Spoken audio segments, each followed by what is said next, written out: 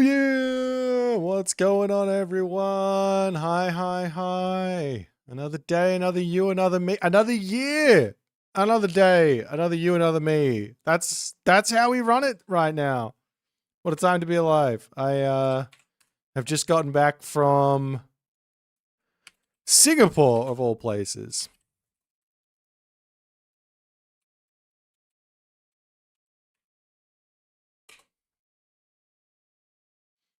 How's everyone going? Did everyone have a good New Year's? What'd you guys get up to? And all the other good stuff. I think today we might just, are we gonna play some games? Should I cast some games? We do a little bit of column A, a little bit of column B. Let me see what people have been doing while I've been away. It's always kind of nice when you go away for a little bit. You can go look at the ranked ladder and see what games have been played, what games have been really good, and then we get to watch them. You know what I mean? You know what I'm saying? Always a good vibe. What do we feel like though? What's going to be a good one? What's going to be a good one? Whoa. There's some good games here. There's some good ones. Whoa, what about that one?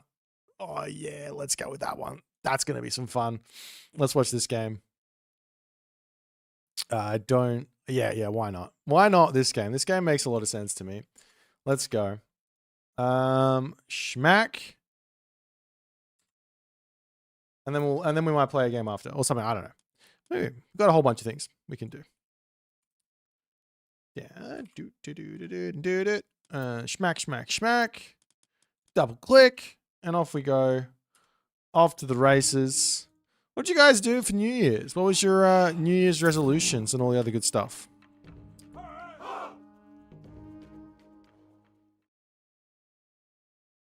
But I think we should probably just watch the game here.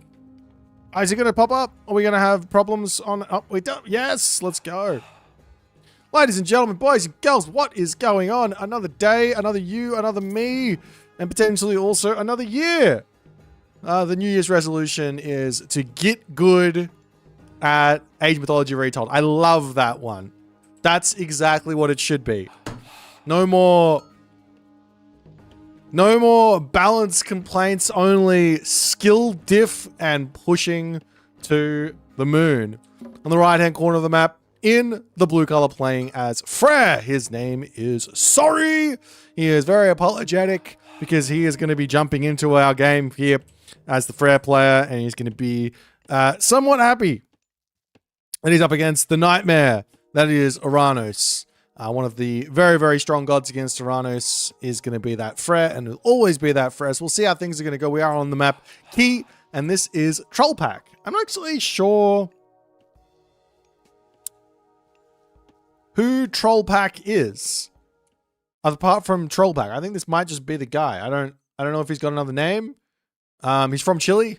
I don't know if he's got another name, but he's 1950 and currently ranked 28 with a high of rank 20. So kind of a really, really strong player. Sorry's also been featured on this channel a few times over the past year or so. He's a very, very powerful, talented Norse player. And he's got that Frere here. So we'll see how things are going to go. He has grabbed himself already pickaxe, got that third dwarf out. Generally, you do see hand axe coming in here, but some players prefer to get the temple down a little bit quicker. We have a little quick look-see at the cow differential right now. Sorry has found himself 14 cows as he steals 2 away from Sorry. Nice one there from Troll Pack. But yeah, Sorry here, he's only got 6. Which does hurt. This is a really, really big, important part about playing Frere is to have a lot of food in your main base, because you don't really want to move out onto this hunt. You'd rather be focusing everything onto getting a town center with a relatively close gold mine nearby and a hill fort here. But against Uranus, you do actually have to place your hill fort in your main base. This is very, very important for your success as Frere. If you don't go for the hill fort in the main base, then you have to make sure that you've got the position walled up where you want to put your hill fort, because otherwise the Uranus player can run in and then shockwave, carnivora, and absolutely murder you on that hill fort wherever it is, and they most likely will spot it. But Troll Pack, for the time being, he's got to be super happy about this. This is 14 cows. It's an absolutely absurd amount of cows for your main base here. So he's going to be really enjoying that. He's also going for something a little bit wild. I haven't seen this type of idea be super successful. I don't generally think it's a good idea to do this because it hits your economy really hard early on, where realistically the only real weakness we've got in this matchup is getting hit super early on. Of course, you know, maybe this is a sort of counter idea. Get the Sky Passage forward, and then we can start pushing in to hit this position here and here and preventing any sort of town center or aggressive early hill fort. But generally, that's not going to be a problem all too much. That being said, the Berserk is after this Oracle, and with the Sky Passage getting up, there's not really going to be a whole lot of issues here. There's a Sky Passage in the main base as well, as we'll see a mana coming through, and I imagine it's going to be a military barracks, but for the moment here, Troll Pack cannot afford that one just yet. And I am seeing everyone in the chat, Happy New Year's to everyone and all the people involved in Age Mythology 2025. I do send my love, thanks, and all the other good stuff. But yeah, it's what a time to be alive is the name of 2026, or the theme of 2026. At least that's what we're going to go with. Meanwhile, husbandry to come through here for our main man. Sorry, he still doesn't have that hand axe in, which does... I'm a little bit confused about it. I definitely think the hand axe is super important. He doesn't have an ox cart down for these villages either, so there's a lot of lost resources here. It does allow him to maybe get out an extra Herser earlier on than he otherwise might have, but it is hurting him for later.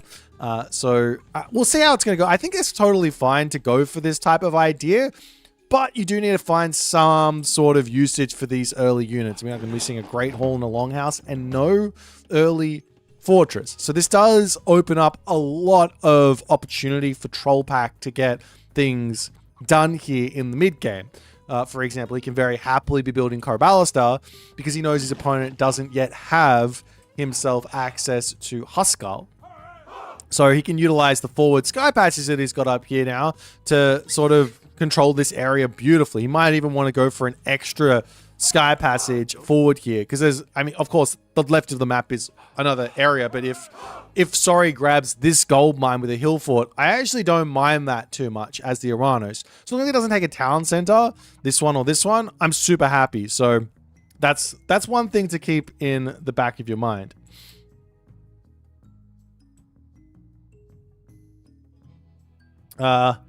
There is a comment about a potential Boit's Backyard Bash free-for-all tournament coming up. I don't have anything to announce yet, but things are in planning stages. At the very least in my brain. I have to get something done for January, and that is one of the options. So we'll see what happens. We are really right in the middle of January, so I do have to get myself going. But nonetheless, a couple of Murmillos to come in here, and they do spot some villagers moving forward as Sorry gets hit hard here. A Shockwave would not go astray, and he does drop that one down. Carnivore getting dropped in, but those Herser can turn around and take that out very quickly. One villager goes down. A second villager looking to go down as well. That's two villagers down, and the Murmillos can get out of here. The Caladria, though, gets sniped. That's a big pick there for Sorry as Troll Pack gets out of there, but ouch. That was mad damage there. Of course, Shockwave down and a usage of a Shockwave for 2 villager kills. Not the highest amount of value. Carnivore are also down there, so double God powers for 2 villager kills. But this is a big advantage to now start building on moving forward. Oracle's starting to move out as well, already up to 5, as Troll Pack will be very, very aware that he actually does need to go quickly up to 35 favor for an extra usage here, as more Kira Murmillos getting converted in. Sorry, he really needs this hill fort. I can't stress this enough. It's a really, really important part of this matchup to have Huskal, and as these Corballister start coming through, that importance is going to become more and more apparent for Sorry. So we'll see what's going to happen here. But at these sort of stages, I'm not actually sure if Troll Pack has got the advantage here because he now doesn't he doesn't actually have himself. He does manage to pick off a raiding cavalry, or almost pick off a raiding cavalry. But he doesn't have that shockwave. He doesn't have that carnivora. And technically speaking, Sorry should have a lot more units out here than he otherwise does. As the raiding cavalry circle in here, they do manage to spot one Caraballister out in the middle of nowhere as a Ghoul and Bursty gets called upon, and that's going to be enough to take out 2 Caraballister, but that's a big, big win here for our man Troll Pack. Gets out the Ghoul and Bursty. Now he doesn't have to care so much about a second town center for that second gold mine. He can actually give that away completely. Retreat, get himself upgraded, full send here in the classical age with like 10 Caladria plus even more oracles, and it's going to be a tough one here for Sorry to get out of his base, get himself that gold mine, because it will be expiring soon. He's got 500 gold left. He does have 800 in the bank here, 900 in the bank here. The only other thing here from Troll Pack, which is really missing for the moment, is actually more than one thing. He definitely does need a couple more military buildings, but the most important thing is that Sky Passage now needs to be creeping up to the top side here, as we do have the Asgardian Hill Fort coming down, and in like clockwork here, 35 favor is all he needed. He's up to 40, so he will be able to make a push in and look to deny this Asgardian Hill Fort, but Troll Pack doesn't see it. He's got no idea. His unit's somewhat out of position, not close to the Sky Passages here. And the Hill Fort is shooting up. 28 seconds remaining as the village is chasing these guys away. Troll Pack does actually see the Hill Fort as well. So he needs to get in here. He needs to get at least some damage done, because this Hill Fort coming up means lots of problems for the Uranos, and on the fact that it's on this gold mine there as well. That's a big issue, as the Mamillos trying to beat down this Hill Fort. 2 seconds remaining. It's not going to be enough, and Sorry will very much be able to take this position, hold this here, and Troll Pack needs to get out of here. It very much looks like he's overstaying. He's got a huge amount of resources in the bank to be trying to make an attack like this work, as he's losing a lot of units here underneath the Hill Fort. Pulls back now, and now where to? It's not the end of the world. Like I said, like even securing the second gold mine for Sorry is not like some sort of automatic win condition here for Freyr.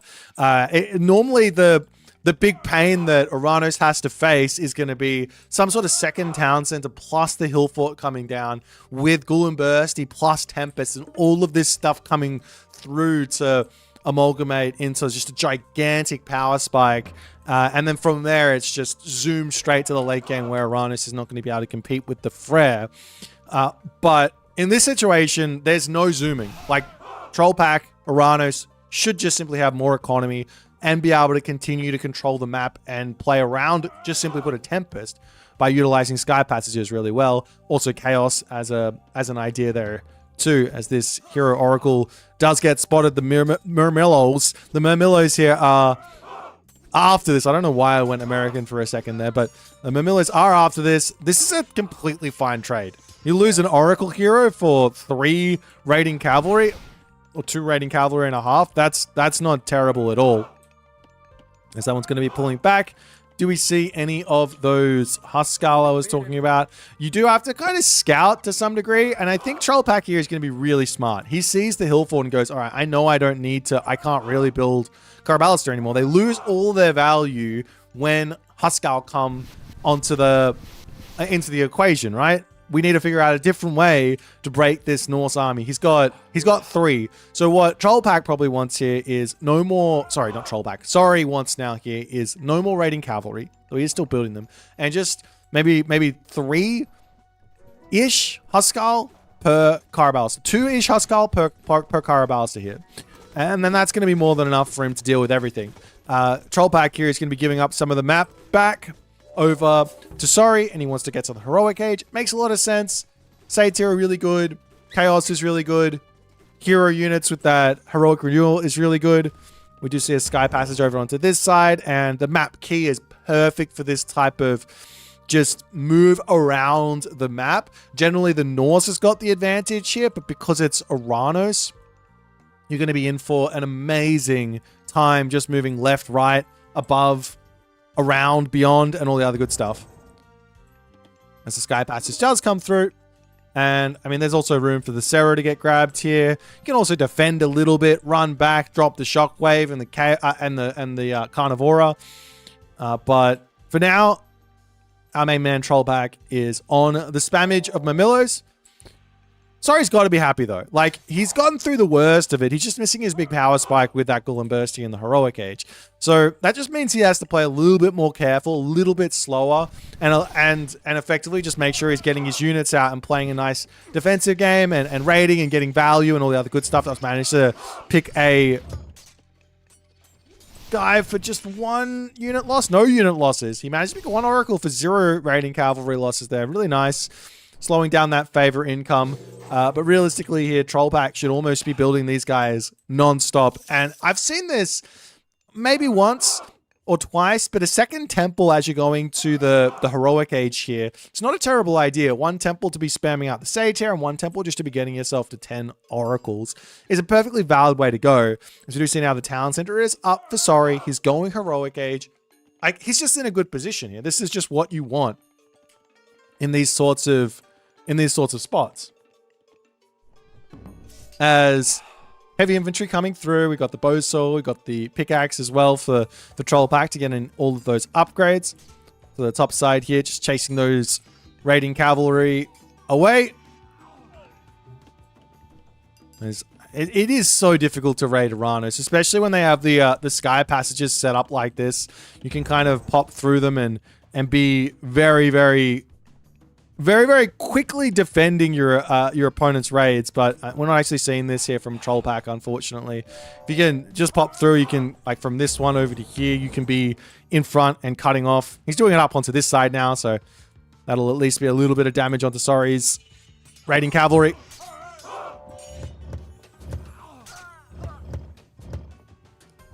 But at the moment, the big question is, does Trollpack really know what is coming for him? Because he hasn't seen this town center. He does see the Heroic Age. But he is waiting a little bit, and he's not taking map control. He's not grabbing town centers, and he's just going for full myth units. His economy is not town center based. It's going to be favor based. He's going for more so for oracles than he is for actual economy, which is a valid approach for a little bit, but it will fall off. So he does need to get a lot of value out of these satyrs. Whereas, sorry, he's very smartly just pumped out a bunch of Goaty. He's up to 5 here, which probably isn't enough considering the amount of satyr that are going to be coming. But he doesn't know that just yet. And he can build them out whenever he really wants. But the real hard part here is the fact that the Goaty has only got 17 range, sits at the back of the army, and the Satyr also has got 18 range, and sort of sits at the back of the army as well. So you have to control the Goaty separately to the rest of your army, such that the Goaty are actually wedged up to the very front, or if not in the front of your army, ready to start hitting those satyr before they can even get in and shoot off that brutal special ability. Up to the top side here, those Murmillos at 5.3 speed are back in action, getting some villager picks. This is really, really helpful because it gives the timing, or it lengthens the amount of time here that Trollpack has to get a huge amount of value out of his favor play. Still is missing those 7, 8, 9, 10 oracles, those 4 oracles, which is hurting him a little bit here, I'd say. But nonetheless, slowly making his way forward. He does have to basically retreat from the Tempest to some degree here as well.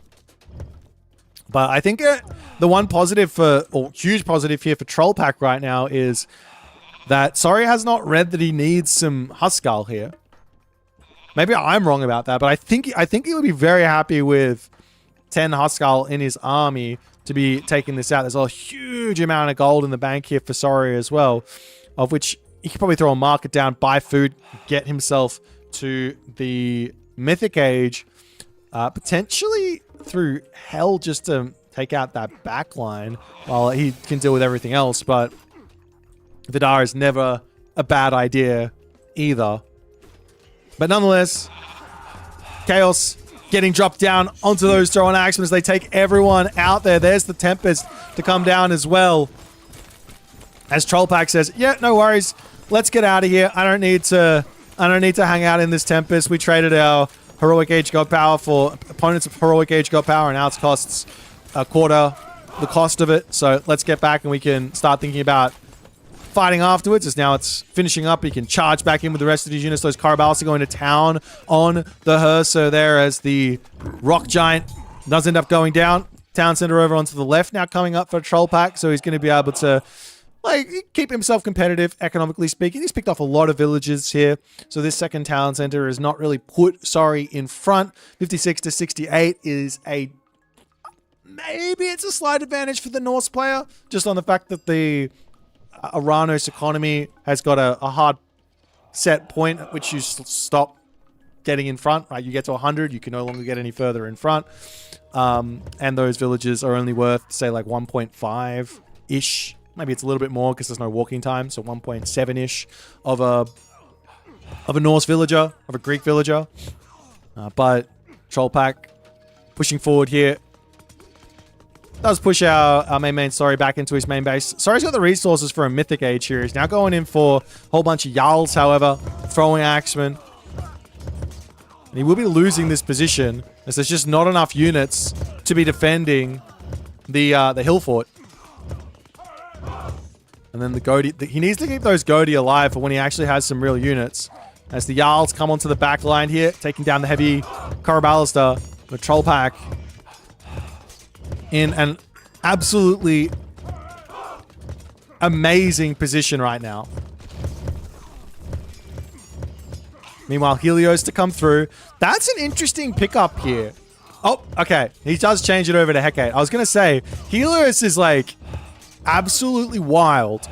Because Hecate, you drop the Tartarian Gate in the main base, and then you just push over onto the right while you secure the whole entirety of the left side. And then what does Sorry do to be able to defend everything happening? But we are going to be seeing Hell come through, and maybe the way to defend everything happening is to get a couple Fire Giants out with that 135 favor and 960 gold. There are a whole bunch of Hero Mamillos, though. But both players have lost a lot of population after all of this attacking. The only thing is that Troll Pack has managed to get himself even further in front on the villager difference. 30 to 50 where it was once... Oh, sorry, 80 to 50 with a 30 difference there, where I think it was once looking like it was about 15 pop difference. Maybe even less, maybe a 10 pop difference.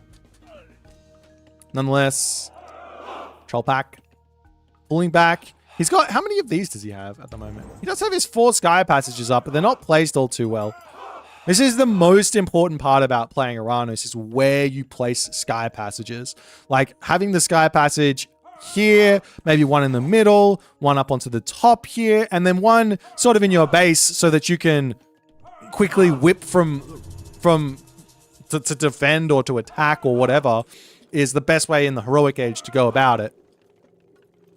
We do see double palaces over onto this top side as well. That's going to be options for destroyers, which you don't really want versus Norse. It's like one of the few... I think it might be the only Civ where you don't want to build a unit as Atlantean. Like, that destroyer is just not very good in this matchup. But you can make fire siphons and they're really, really strong, or you can get behemoths out and they're really strong too at taking down the buildings. As the Asgardian Hillfort gets denied here, Heroic Age does come through, but no units have been sent into that main base to drop the Tartarian Gate. Then here's where you'll see these destroyers really not functional too well. The reason is the throw and action is dealing hack damage and has bonus damage versus infantry, so it's effectively just erasing the destroyers way, way faster than everyone else will. Of course, you could like say the same thing for, say, Hypaspis can take down a destroyer really quickly as well, but the problem is with Hypaspis that you can actually snipe the Hypaspis as the Aranos player with Arcus or with Satyr or with Contarius, whatever. But the Tartarian Gate now in. Nidhogg plus a couple of Fire Giants to try and deal with this Tartarian Gate. And Troll Pack has not managed to really get the value here. Like this Tartarian Gate, to be honest, has not done anything. This is a super low value Tartarian Gate. Of course, he's made the Nidhogg drop onto this spot instead of drop straight onto the army, so that's kind of a good thing. But realistically, you want to be timing the Tartarian Gate with a push, and this was not done by Trollpack. He has managed to give himself time here, though, which is good. He's going to be able to get himself out a whole bunch of heroes. He's up to 8 oracles as well, so that favor income is going to be nice and fast. He's also going through Hyperion, so all of these guys are going to be heroes. Does have to move some of them, it looks like, because they're overlapping a little bit. But I think rather than be safe rather than perfectly spread out at the moment. But we are going to be seeing that Mythic Rejuvenation tech coming through. There's also Celerity to help boost up the damage of these Satyr here. If you take a quick look at how much damage they're actually doing now. 32 pierce damage per second. That's a fair amount of pierce damage. But the actual unit that I think is really good in the majority of matchups when you go Hecate is that Lampede. Get that Lampede with the upgrade whenever your opponent is making units like the Jarl, like a Tiger Cav, like a what else? Like a Tyroi, a Myrmidon, like those types of units. As Chaos does get dropped down here as a secondary usage. The Satyr charging forward here, getting a little bit too overzealous. The hero of Oracles will be able to snipe down those Fire Giants on the back, but those Destroyers are going to get melted by the Throwing Axeman and the Nidhogg, as Trollpack is just not able to make head or shoulders of this army with what he had there. He just went full facepalm into that army, and his army got completely counted there.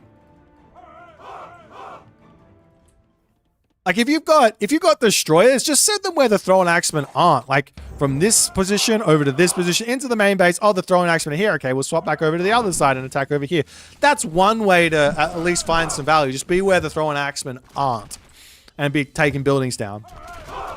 But nonetheless, now we're starting to see those Ballista coming through. And here's the really interesting position that we've gotten into, which is partly why I wanted to watch this game, was we've got a Hecate versus a Hell late game forming. Both players are going to have 3 town centers. Sorry here has got a very, very easy pathway, I think, to full population, but he really needs to stop taking these fights because he's not there yet. He needs full population economy. He needs a trade route. But the big thing here is there's no massive advantage because Sorry doesn't have Vidar. So there is an advantage of making like myth units and like fire giants and mountain giants and things like that, but the super units aren't here for Sorry. So we've got a really nice late game for Uranus with Hecate and with Hyperion and all of that stuff that comes mixed in with that. Like hero units and the Lampedes. We don't have that for Sorry, but you also have the thing with Freyr having a really just inherently good late game in of itself, and Uranus not having that great of a late game. So it's almost like we're hitting a point where it's equal. Only difference is one player is very far in front on economy. But I don't think this matters in the slightest here. Both players got the same armory upgrades for some reason. Sorry, he's got the cheaper armor upgrades because he's playing Freyr. So even though the economy is really different here, I don't know if it matters. The only issue is gold, because this gold mine will be expiring soon. I mean, Sorry, you could try and move forward and secure this gold mine as well. But if Trollpack plays for that, I think he might be able to find the win on that position. Very safe players to just get that market up, get that trade route starting. Well, he's already got the trade route starting. There you go. So he's got 9 ox caravans. Get that trade route started into the main town center and play from there. That's the safe route. Also needs that 3rd town center up as well as Trollpack to pull back into the main base. He's still not making himself those... Well, he has a couple of fire siphons, I guess. But he's not really using them all too much here. As bronze weapons, bronze armor, iron shields as well now coming through for Trollpack on the other side. A very slow iron shields in for... Sorry, he does have 2 armories though. So he can get those armory upgrades in pretty quickly. He's making now the Huskarl to try and deal with these champion Arcus. As the villagers make their way over onto this gold mine, and Trollpack says, no, not today, Sonny Jim. I see you there. Let me take down those villagers. And this is, and was not an option for Sorry at all in this spot. He's taken a huge risk, gets caught out. Fanatics are in. They're going to be amazing versus those Huskar. There's only a handful of thrown axemen as well to deal with all this, as the so the Ballista here on the back are going to get targeted down by those Contarius, and the Arcus are going to be able to make mincemeat of everything else here, untouched. Huge damage, and Sorry's army does get obliterated here as Trollpack, he's just so far in front on military after everything has happened in this game, because Sorry just keeps on wanting to take these fights. To the main base over here, Fanatics going down, for more units to come through as the Throwing Axemen are out. Whole bunch of Berserks getting trained through as well now for Sorry.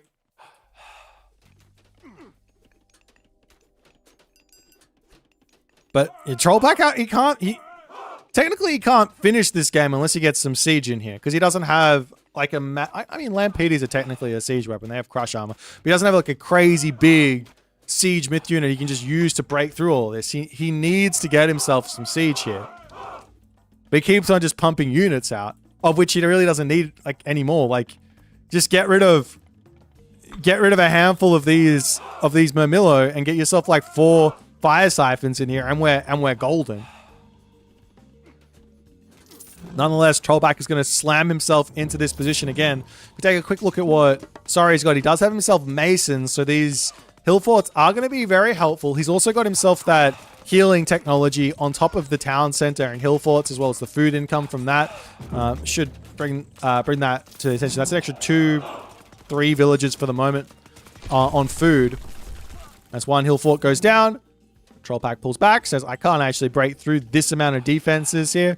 Whether or not he can or not, I'm not actually sure. He's got plenty of income. Maybe he should just be slamming himself into that position. Now we see the palaces starting to come under construction here and making those units a fire siphon without any upgrades in just yet, as Trollpack's going to get himself that draft horses first, which is normally a technology that I think most players, maybe they don't undervalue them, but they don't grab that technology very early on. Normally it's siege engineers first, and draft horses is one of those very, very late technologies you want to grab. It just gives speed over to the fire siphon, to the siege units, which, I mean, 3.5 speed is kind of quick, but not quicker than any of the other units out there, so it doesn't help a huge amount, as Chaos does get dropped down onto all of these units here, trying to delay the repair rate there, as a Carnivora over onto this spot as well.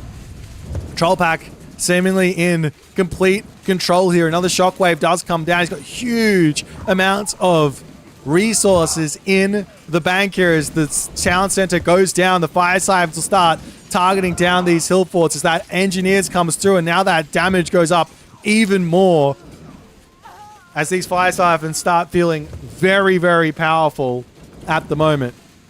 Maybe Lampeter doesn't do crush. It does divine damage or something. So that's basically better than crush. Yeah, it does divine damage, so better than crush. Only 10 though. As the or 10 per second.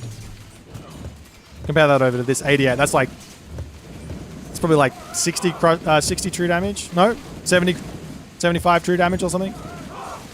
So these guys do a lot of damage. Anyways, Longhouse is going down, and Sorry, he's trying to just hold on here.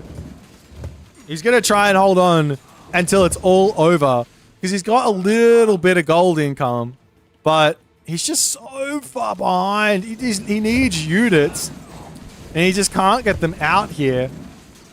And he keeps on taking these fights. And if you want it, the only real way back into this game would be to pull back into your main base, get yourself a full population army with what, for whatever reason, can just beat your opponent's army. And then you just have to continue to beat it while you slowly take back the map.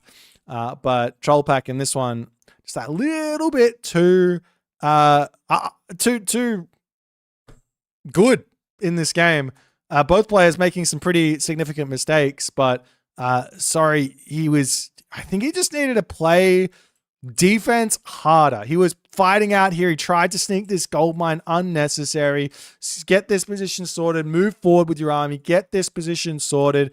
Defend everything. And then he might have been able to force this game into like the ultra late game, which would have been very, very interesting here. Because I don't see any sort of weakness for the Iranos in that position other than the fact that they've only got the one siege weapon with the fire siphon, whereas, sorry, can use potentially 2 with the baluster and the portable ram, but that's it. But nonetheless, Trollpack manages to find the dub here with the Iranos. If you guys enjoyed this game, please make sure you hit the follow on the Twitch. If you're on the YouTube, hit that subscribe button, and I'll see you guys in the next game.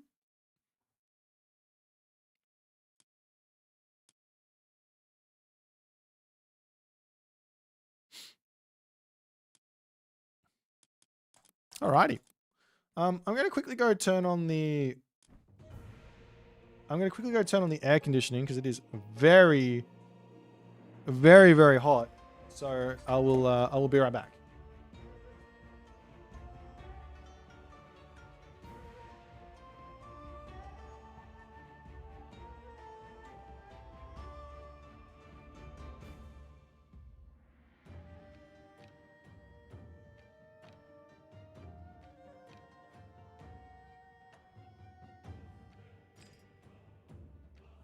Whoa.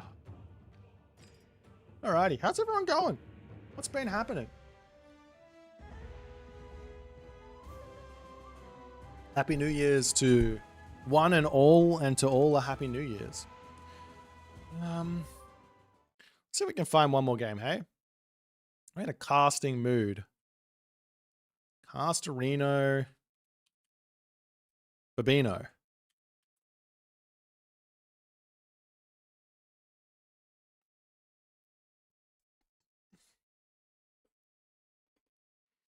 It's like Illuminati's been on a tear. He's been winning a lot. Been popping off.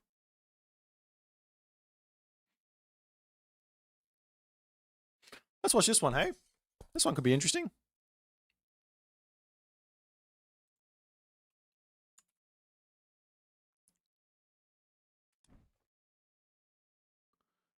Did I stay up for new? I was playing. I wonder if I can show you no, I can't show you a photo. Yeah, I was playing in Singapore. I was up till 2 a.m. basically. So yeah, I was very much there. I was very much a part of it. I played the piano.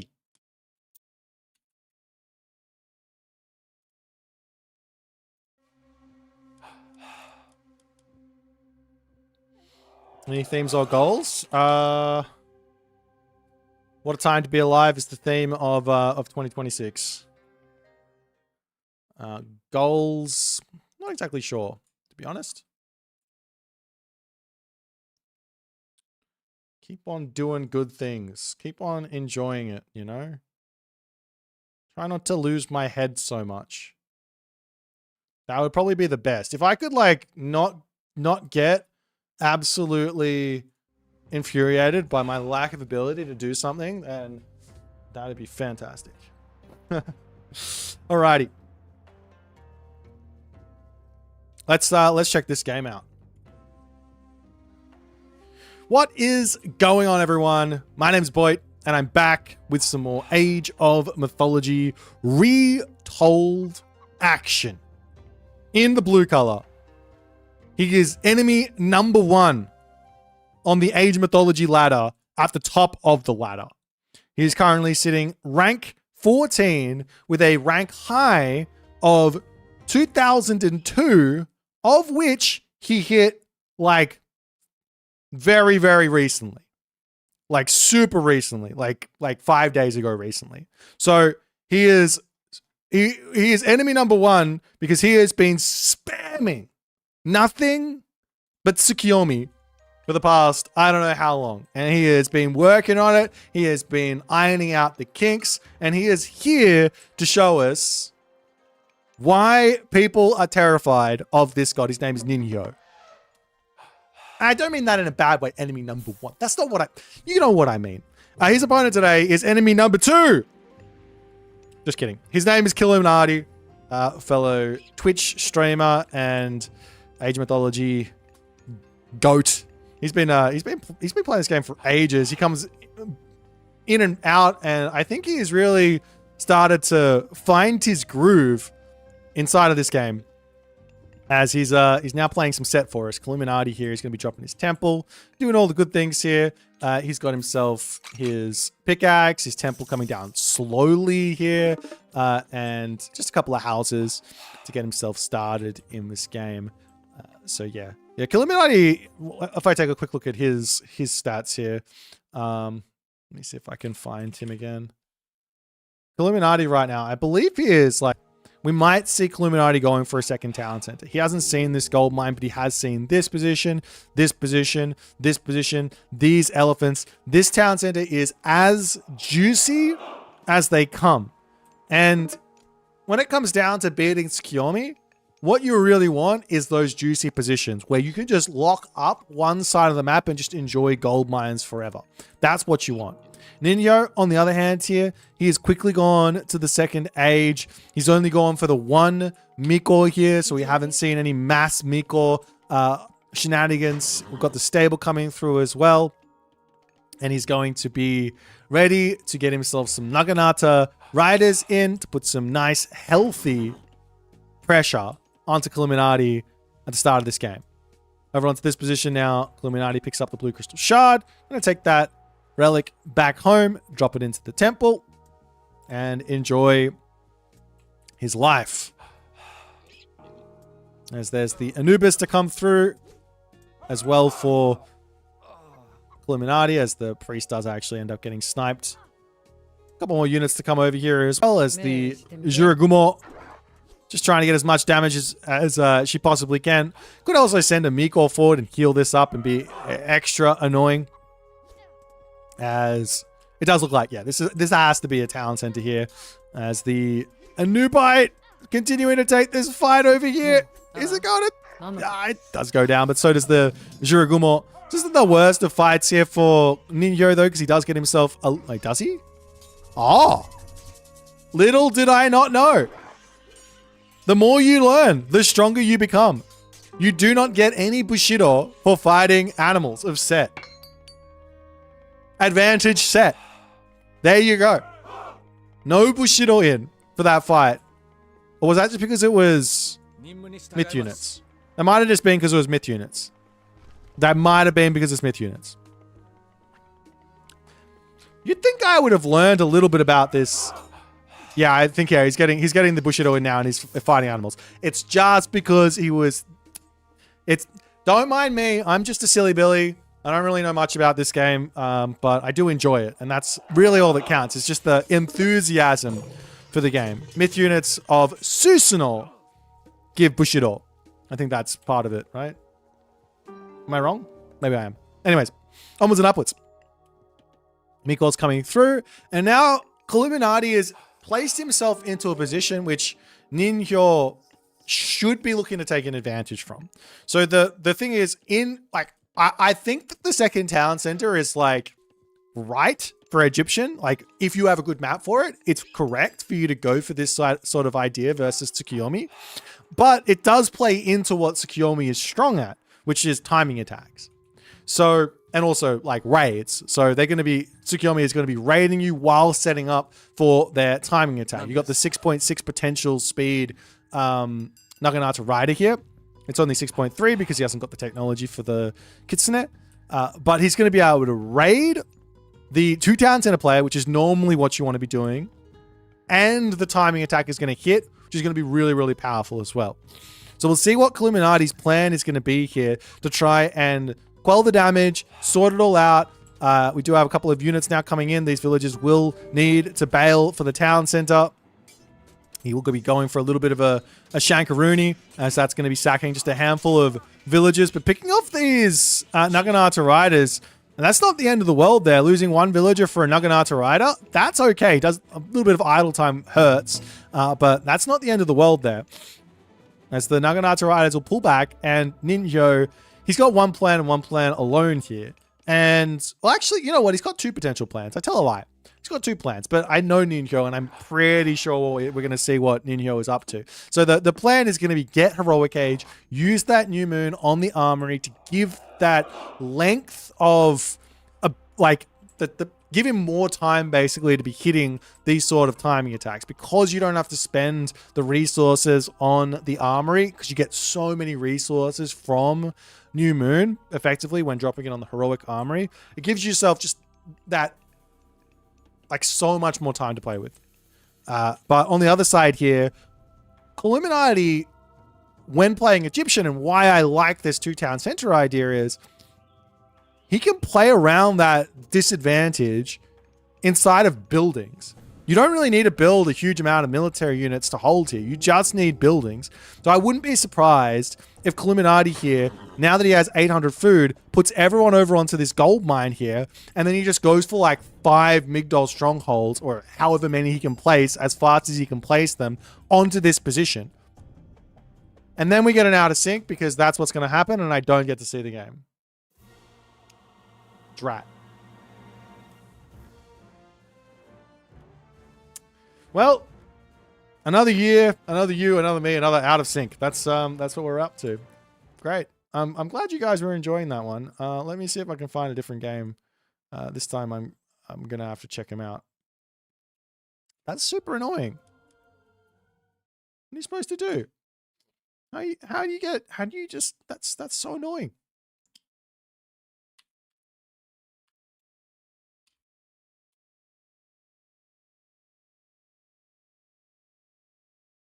Our true enemy on the ladder is the out of sync. I agree.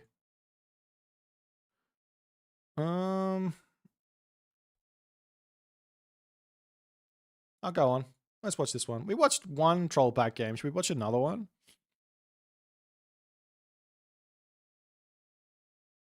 Let's do it. Let's watch another one. This looks like a fun, interesting. You guys kind of don't like the Asian wars, do you? Like Fushi versus Susanoo. Can I get a in chat response? Do you guys want to see a Susanoo versus Fushi war? I don't mind this matchup because there's no Earthwall. I need some sort of response though. El Matador says no.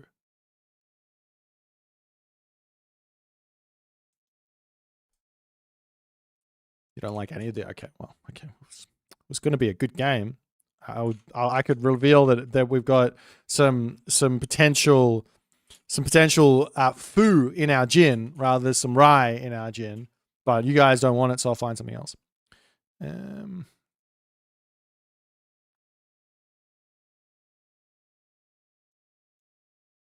can watch this one. This one could be interesting. An Anatolia game, Loki versus Zeus. We could go back to my first initial idea. Nah. Let's watch this one. Did you hear a team game? Who says team games around these parts?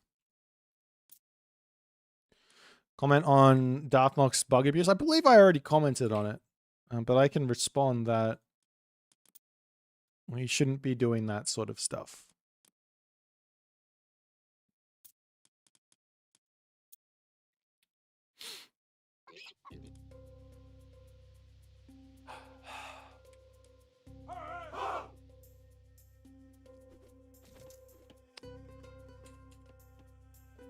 All right, ladies and gentlemen, it's another game. It's another you. It's another me. And we have our settings set up correctly as we jump in here. And we are going to be greeted with 2 very, very high-level players here in the left-hand corner of the map playing as Zeus. His name is Killuminati.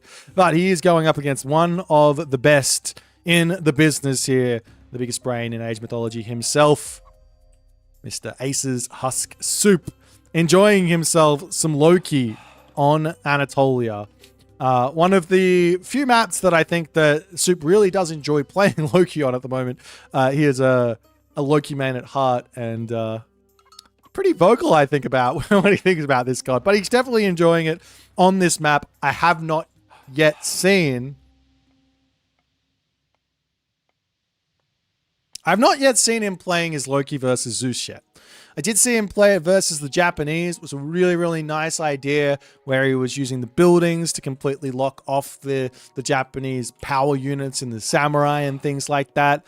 Really, really interesting ideas. So we'll see. We'll see what Soup is going to come up with here now against the Zeus. One big advantage that Loki has over, say, the other Norse is the fact that the throwing axemen are a lot more effective because they get an extra 10% damage effectively versus all infantry. That's the same with like a raiding cavalry, an extra 10% damage versus all archers, and etc., etc., etc. A Herser, 10% versus myth units. The bonus damage has got an extra 10%. But nonetheless, we'll be seeing this villager of Illuminati making its way over to the pond here, and one person's shank is sharper than one berserk's axe here. As the wall comes up. I like this here from Soup. Really nice reactions. Very, very quick.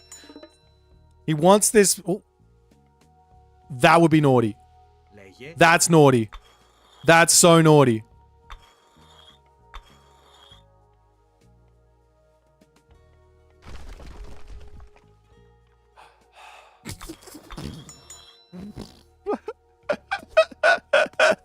I love it. That's so naughty. That's so naughty. Look at this guy. He's stuck. He's stuck. Look at him. Oh dear, poor Soup. He can't escape from this position by building a longboat, which he probably wants to build anyways. But that's so mean. He has to build a second berserk regardless when you're playing as Loki. It's not the biggest of deals. The berserk, actually, never mind. Illuminati just goes even harder here. Gets in, and that there, ladies and gentlemen, is...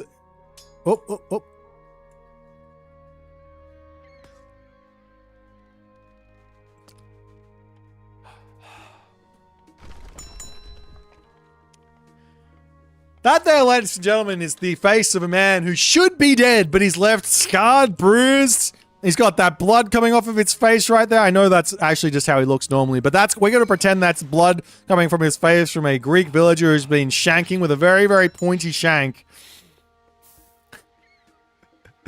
But Soup's going to be happy to get that one back to safety as the fishing ships will continue to motor out here on all locations. Illuminati not having killed that berserk and also going to be taking a fairly late advance here to the classical age. We'll see what he can come up with and how he's going to be able to move forward in this one.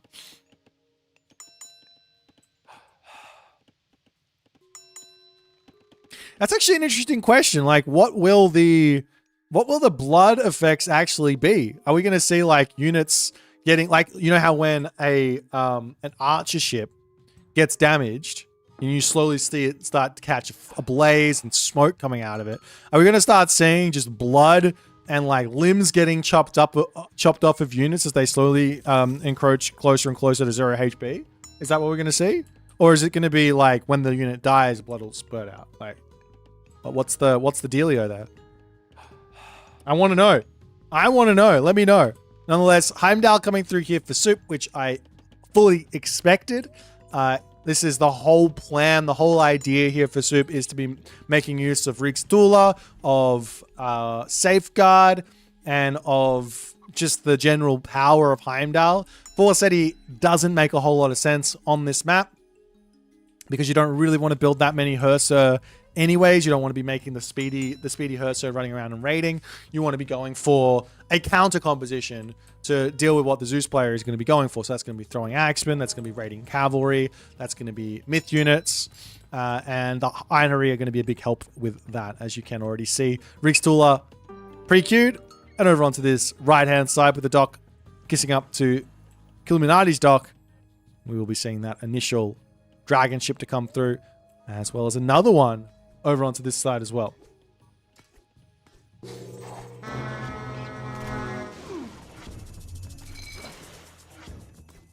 As we do see a bolt coming down onto that Einari there, just to keep everything slowly dying or dying a little bit slower. The Inery does have bonus damage versus building tool. It has crush damage. So it's gonna... It does make sense to take that one out as another long boat over onto this side. This is a really interesting decision from Soup because all of Soup's fish is over on this side. You'd normally expect the player with the fish on this side to want to be going for that side and securing it, taking your opponent's docks down here. But Soup says, no, let me put all the pressure onto your bottom and then we'll think about defending our top if need be. But I'm going to grab all of this position and then go from there. As Rick Stula now on the way. I guess Soup really wants to fight. He's like, let me actually get some fighting in here. And I can force out a whole bunch of fighting if this is going to happen. But at the moment, Illuminati, his economy is looking very strange. He's not really built any... He hasn't built anything. But he's going for an armory. He's got double military academies coming down. I haven't seen a single boat coming through. So he doesn't want to defend this water in the slightest.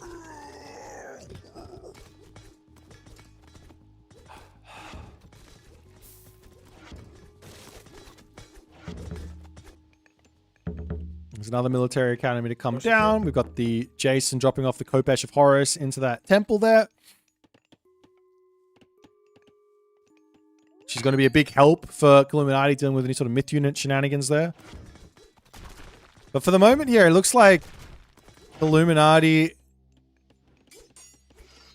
He's really not found anything of advantage here in the early game. Looks like he's trying to get Heroic Age in, which could be a nice help to defend against all of this over on this side, as the fishing ships are going to get cleaned up. But I mean, losing all of this is not ideal. He's still got the dock over onto this side, maybe an extra couple of docks down here to help out, but he has to deal with all those units as well as Dionysus is now on the way. But Illuminati he's in a mess. This is an absolute mess that he's in.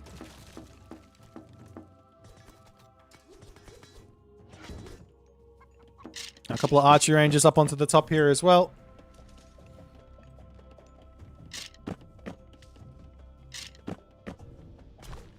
As the dock over here will end up going down. Another dock to come through.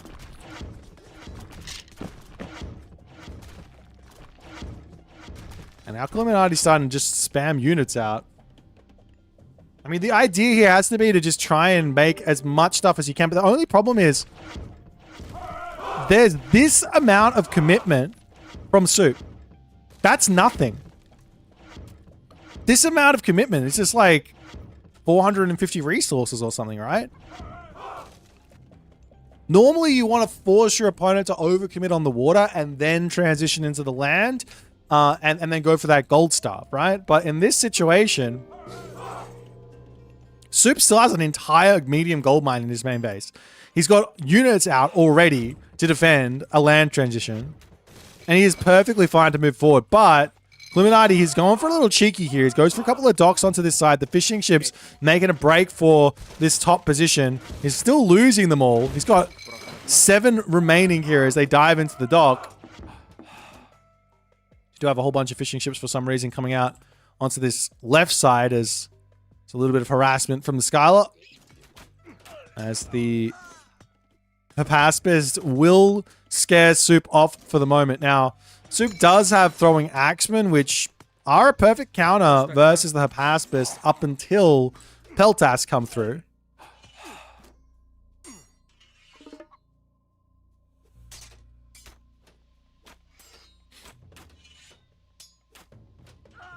As the throwing axeman goes down, and Soup, he does have to find maybe like some sort of front line here.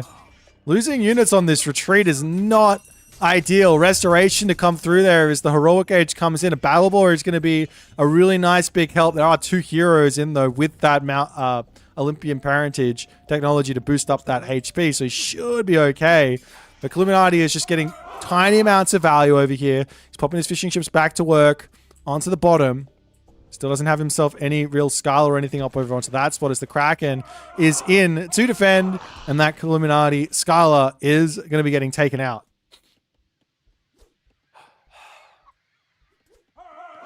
There's a whole bunch more Hypaspis, Peltast, and effectively what Illuminati is playing for here, his economy is shot. Like, the advantage that Soup has, you can see it right now, it's all amalgamating in this 1,000 food that he's got. I actually think it probably would have been a pretty decent idea to not go Bragi here and actually go for Njord so that, and get Jotuns and just make Mountain Giants here.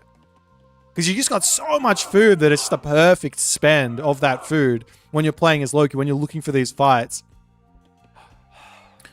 The army charging through here, those Peltasts going to be able to clean up the Throw an Axeman very quickly. Bronze gets dropped down onto this side, and that's exactly what Soup wanted to see there. He's going to bail out. He can use the battle boars as well as a little bit of a defensive unit, use it to buck the army away, pull back up, get himself sorted.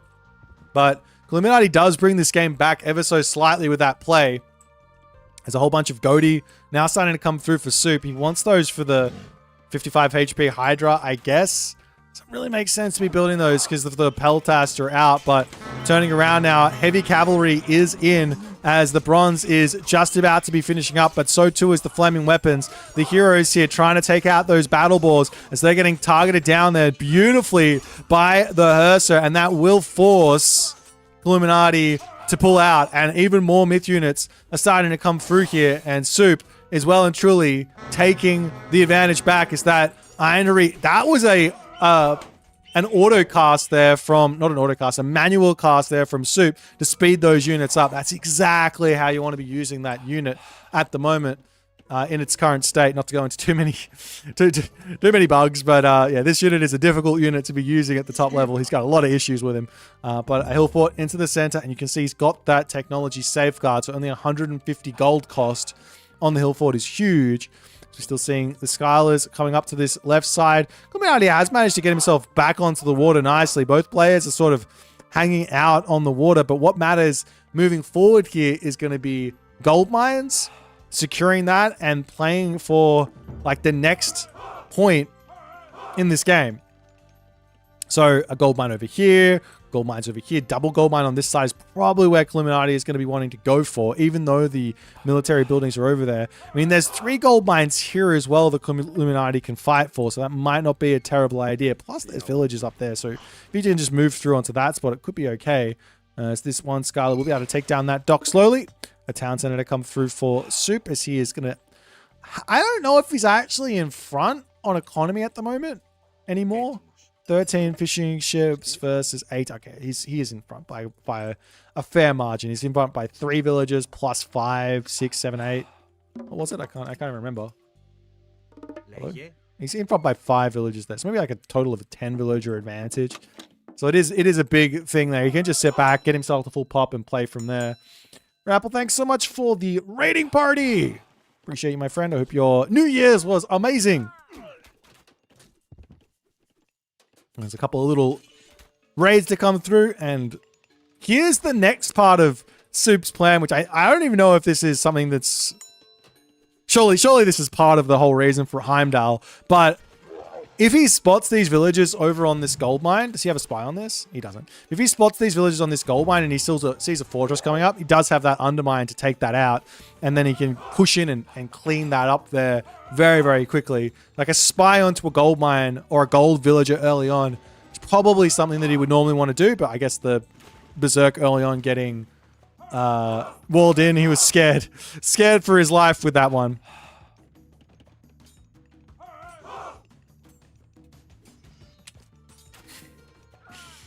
So the walls over here getting cleaned up. The army, though, for Illuminati, even though he's behind on military or economy, his army is really, really strong. The only problem is this army needs restoration. This is a super important part of this matchup. I've seen it. I've only ever really seen one player fully understand this, and that was Recon, and I think it was versus Soup as well. And the thing that's important here is that restoration, such that you can sit inside the fire of that Nidhogg and you actually get the return damage done, and you can take the Nidhogg out, and you can keep playing in the game. Because if you don't have that, then the Nidhogg is just going to clean up your backline and your front line, and then get away with still having like half HP in order to do it all over again. And now Illuminati, seemingly recognizing the situation he's in, he throws 10 villagers onto favor here. They're at 0.07 favor per second. The villagers on the gold mine, though, are caught out. No defense here. That's a huge loss here for Illuminati. He needs all of the income he can possibly get as another hill fort to come down into the main base. However, the hoplites are coming in here to take down the town center. Is this the town center going to the mythic age? Yes, it is. Berserk's getting converted in here. Is this going to be enough? This is very, very close. I can barely see the upgrade here, and it looks like it is so close. It does get through. It has to get through here. As the Mythic Age is in, a Fire Giant to come through. The Nidhogg gets called down. All of these infantry units are going to go down, even if the town center falls. This doesn't matter here. Soup's got so much economy. He's got a town center as well. He's in the next stage. The army of Illuminati goes down. He's got 38 villagers remaining. He's taken out a hill fort over here to try and grab this gold mine as the army gets chased around over onto this bottom side. All the units falling over here. The Heracles goes down, and Soup is in an incredibly powerful position now. There's one gold mine left the Illuminati must grab. Illuminati has to somehow deal with a full HP Nidhogg that can utilize this special ability to get right in onto that back line and completely wipe this army. Will we see that? Sure. Oh, okay, it doesn't work. Yes! He's coming in! He zooms! Okay, he missed. He missed, but then he got some damage in. You cannot bolt the Nidhogg. He has divine protection. And now Illuminati has 0 gold remaining, and Soup has fully managed to find a gigantic advantage in this game. There will be Rampage coming through, champion infantry as well. So even more Fire Giants to cause some problems. But Soup just can sit back, enjoy the rest of this map, grab this town center if he wants, grab this town center. Doesn't even need to push in here at this point. There's going to be another restoration. But that doesn't even matter here as Soup just runs away from it, turns towards the end. Nidhogg charging back in here is going to absolutely eliminate those hoplites on the back, goes after those Toxotes, so he kills those in like 2 hits as well. Well, with the burn damage in 2 hits, and Illuminati does say GG after all is said and done, as Soup manages to find the dub. Really, really well played here. Super entertaining game. The putting the Berserk in jail, the great escape of the 2026 Berserk of the year goes to that guy right there. First award given already on day 1. But a really nice game. Illuminati he needed to secure the map, I think, is the one thing that maybe, I think he was in an okay position. Not good, but an okay position that if you just gone for some security of this position with like fortresses, hung out in the heroic age, and got up to that restoration for the Nidhogg, that's where he's potentially able to survive here. And push this game into a position where maybe he can push back with the strength of that Greek late game. But Soup found all the value he needed, takes the dub, gets the win. If you guys enjoyed it, make sure you hit the follow on the Twitch. If you're on the YouTube, so that subscribe button. Make sure you head over to the Soupsters YouTube and check him out. And I'll see you in the next one.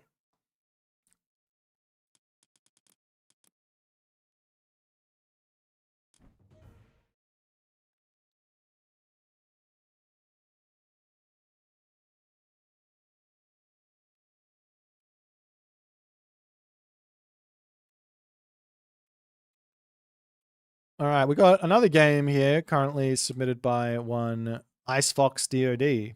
So let's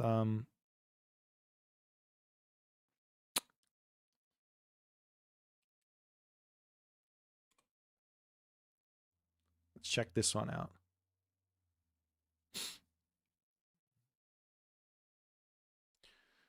That's what I love about vanilla civs. One doesn't have a stupidly huge advantage from just simply fighting. Cough. You're making a joke. Get it? Because that's what Norse does. Granted, there is a big difference between getting gifted, say, 300 favor over your game and getting gifted the actual resources and the technology. Do I plan on casting any AOT games? Sorry, no, I'll wait for the ad break, but in response to Mr. Dunk Alex, yeah, unfortunately, I have no plans in the foreseeable future to cast any Age of Titans games. I don't want to.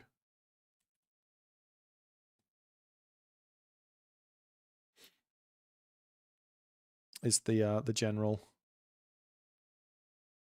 thought there.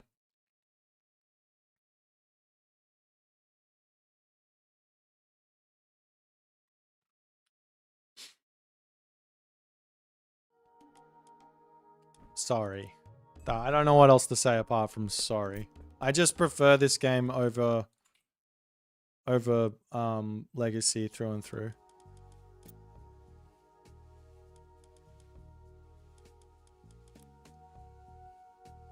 Let me just grab some water. We're going to be watching this game.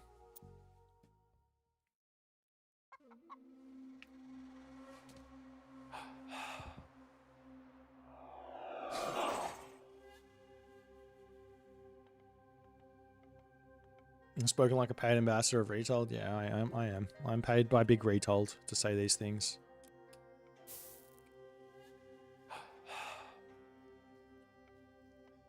But I really, really, really enjoy Retold. Like if we go on a slide rant before you cast this game, on Legacy I got pissed off playing the game without question. I would rage really, really hard a lot.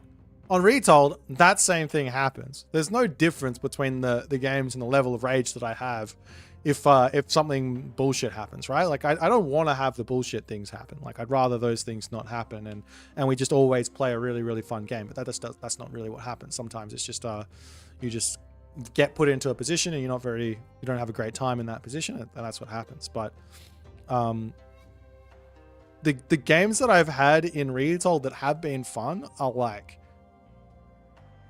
10x more fun, and I've had a lot of them. So yeah, I love Titans. I love vanilla, but I don't think I can go back to playing them after playing Retold. I played Age of Empires on the yeah, I have. I played it on the ROMs or whatever it's called.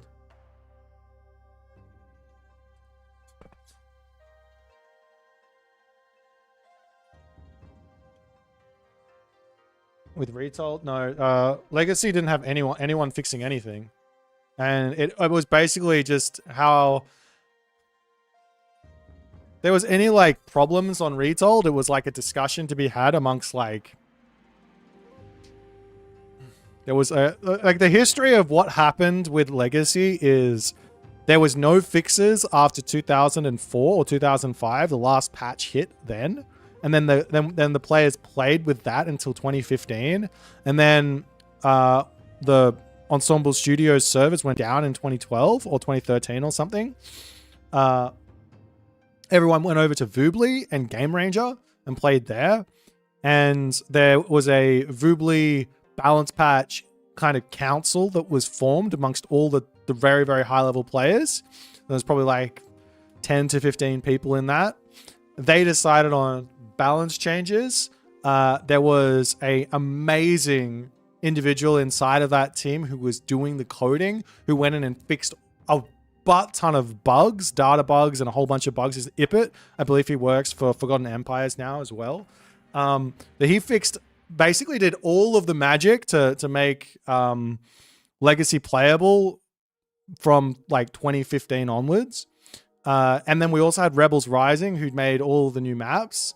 And Rebels Rising also, I believe he works for Forgotten Empires too. So like all of the people who made Age of Mythology great are working for the people who worked on this game.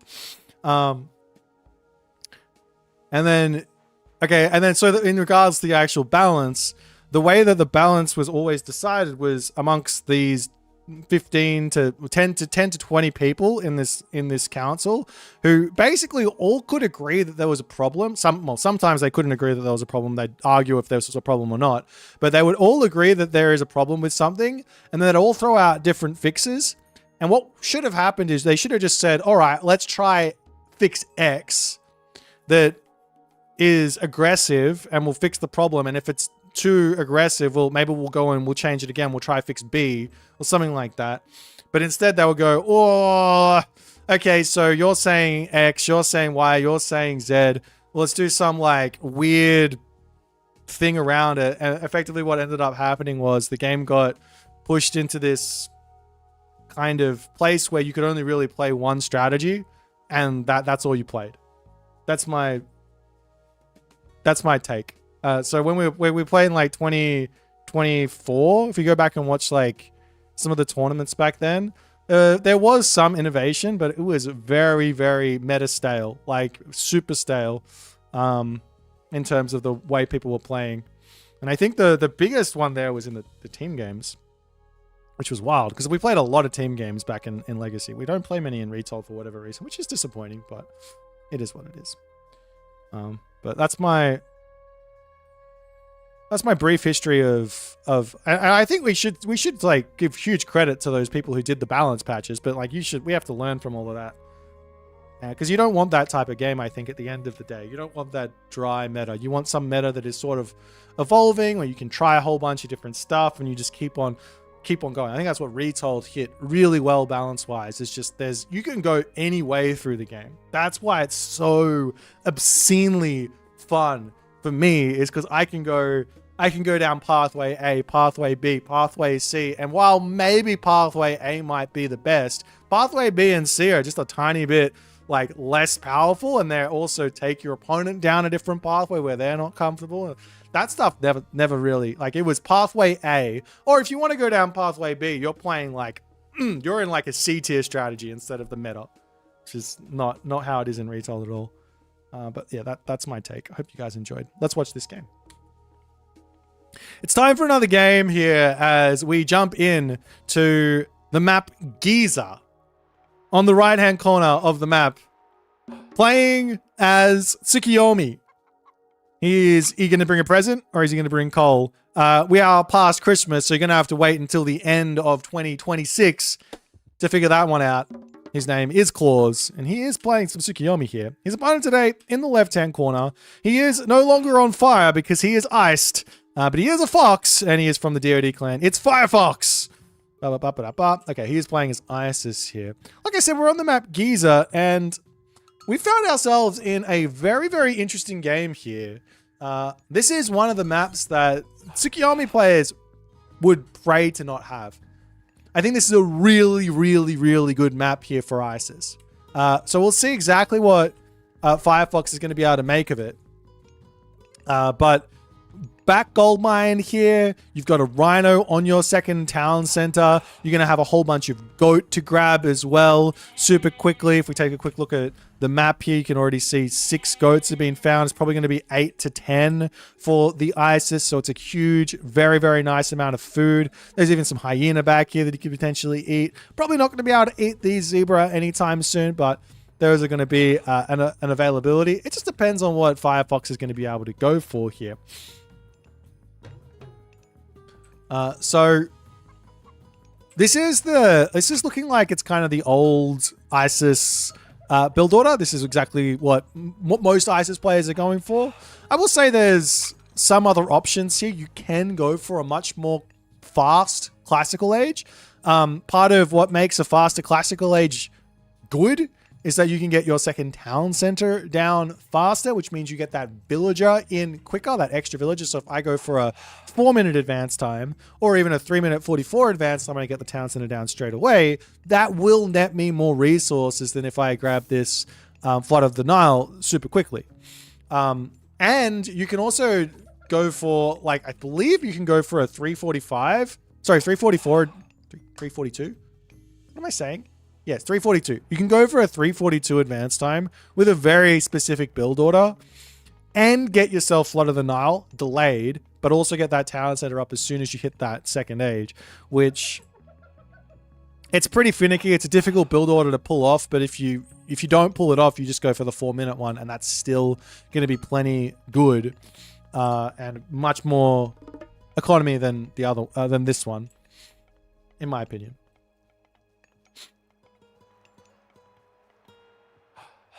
Alrighty. So we do have the obelisks coming down here for Firefox, and Inari Okami in for claws. We really don't see many people going for the other option, which is weasels. You can do some interesting stuff. I got abused by Soup in one game where I was not playing very well, but this is a really good map to go for this type of that type of idea. Basically, you're just going for an all-out rush with the temple, and you can drop a new moon onto that temple, and you can pump out a whole bunch of weasels and just be in your opponent's base, mauling them while they take a very late advance time to the classical age. But that's not what we're seeing here from Claws. Claws playing a little bit more standard. Stable is up. It's going to be a couple of Naginata riders. This tends to be your like stock standard Tsukiyomi play at the moment. You want to get yourself out a couple of Naginata riders, maybe get yourself this technology as well, and start looking for raids, shutting down the priests with the obelisks, and just kind of make life very difficult for the ISIS player. And you can see here that with this very late advance time that Firefox has done, he wants a town center. He absolutely wants this, but he's gonna lose quite a bit to go for it. And in fact, he's going to go for a barracks, get spearmen, and that's going to be hurting him quite a bit. Well, not hurting him, but slowing him down quite a bit.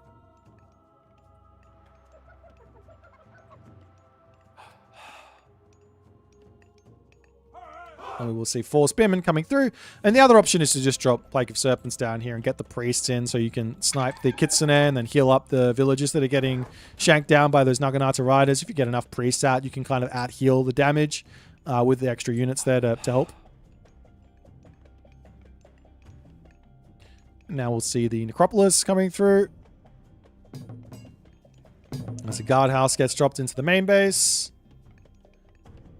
For, I am going to guess, Bushi, because you need to have some sort of an answer for Anubite raids, which could come at any point.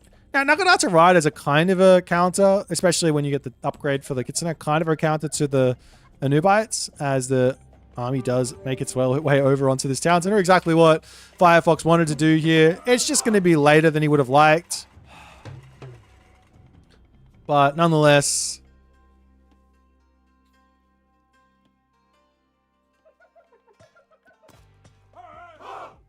better late than never, I guess, as these Naginata riders are just going to be hitting left, right, and center. It's so much fun to run on this left side, right side. Doesn't get a villager pick, but does cause a little bit of damage. They're great reactions from Firefox. He might want to just pop over onto the chickens for the moment and just leave his army all on one little side, because these villagers are very safe here underneath the town center for the time being. And then you just have to defend these bad boys. As you see another barracks to come down, another barracks to come down. And this, to some degree, does actually play into the Tsukiyomi power here. The reason being is now we have to be super careful of sitting underneath a monument. We want to be putting the monuments up on the back here so we can protect our gold mine from getting swamp landed. And we really don't want to be getting hit by swampland in a bad spot there, as those Naginata riders managed to pick off a villager. Still going to be advantage for our ISIS on 2TC, just pumping those out, but every little bit of villager kills does give that timing window, keeping that open. As Servant Spear, Watchtowers, and some more units to come through. Realistically, I would love to see Firefox here just grabbing Watchtowers and walling up his base with houses and getting to the heroic age. because he's going to run out of food. That's the big problem here. And in running out of food, you have to go for farms.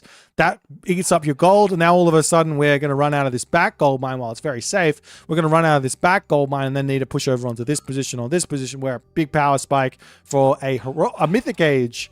A mythic age is going to be a thing.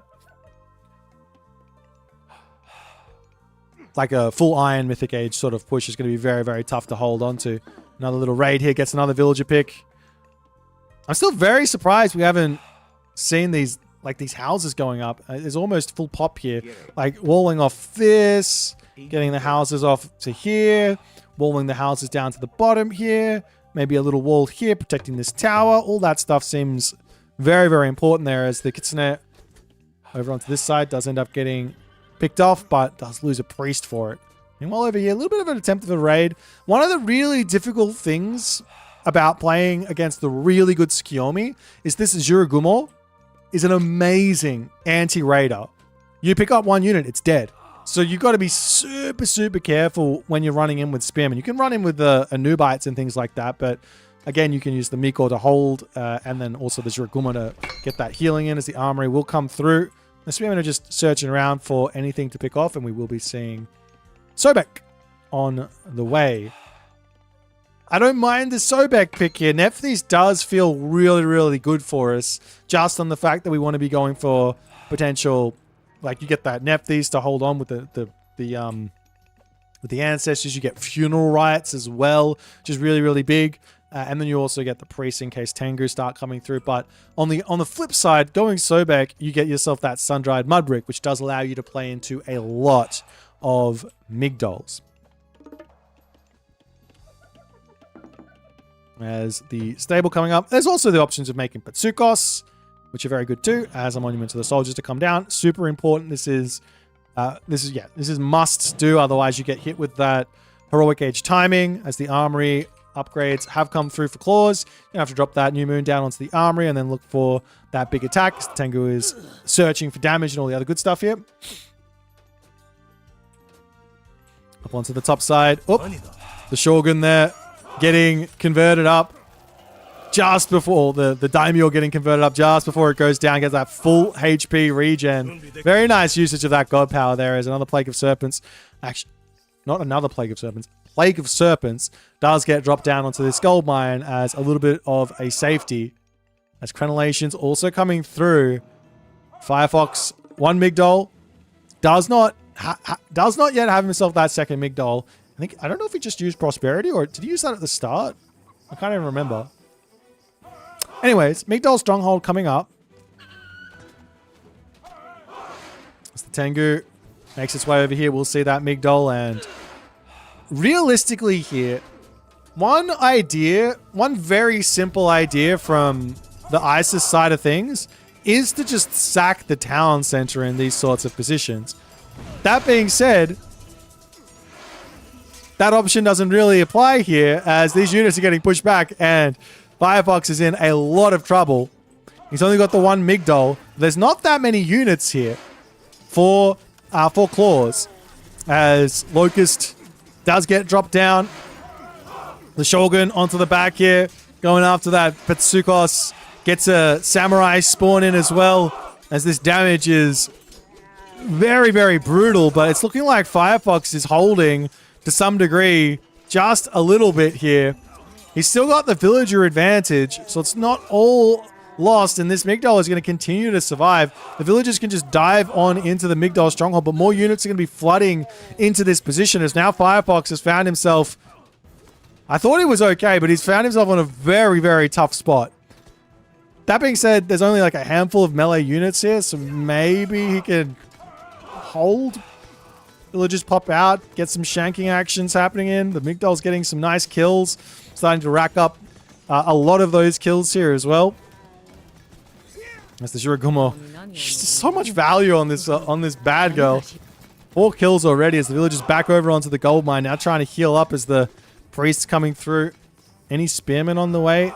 Nope. But this is sort of why I think you need that second Migdol on this position as well. But for whatever reason here, Firefox just could not afford it. Because if you have 2 Migdols, then all of a sudden you can't just sit here and take this. I mean, still, that's 13 kills for this Migdol. He's holding on. But these Tengu are going to be able to pop over here and pick off even more villages. The village is up to the top now, grabbing this gold mine. And this damage here that Claws is doing, it's going to be a Migdol stronghold. It's going to be an extra 7 villages, which does put us back into sort of an equal position. But so long as Firefox can get set up over here and get that top gold mine secured, he should be okay here. And he can also run with these villages as well. He doesn't have to hang out here and just sack the villages. And as I say that, the Naginata Riders are in hot pursuit, as now Heavy is through as well. Prosperity for a second time gets dropped down here to help the villagers get a little bit more gold, but that will slow down any sort of Migdol stronghold spammage.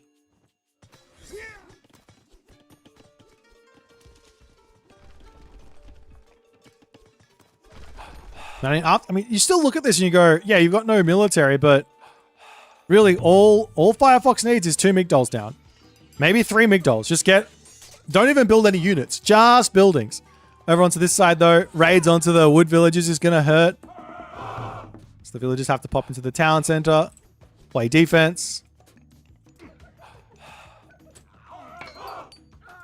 Little cheeky armory to come down as well. These villagers can pop up to this top gold mine. 1 Migdol is definitely just not going to be enough over here. Meanwhile, Claws drops himself a castle. Ideas of going to the Mythic Age do tickle your fancy right now, being up a decent amount of military advantage as the Tsukiyomi, and then going up to full iron, giving your opponent a little bit of life, and then just take it back for the next power spike.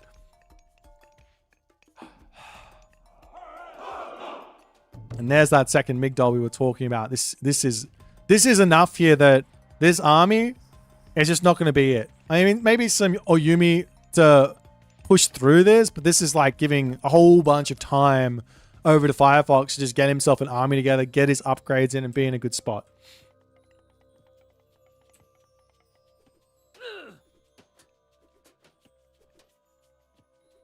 This Claw's making his way through the main base. He will be losing that Tengu there.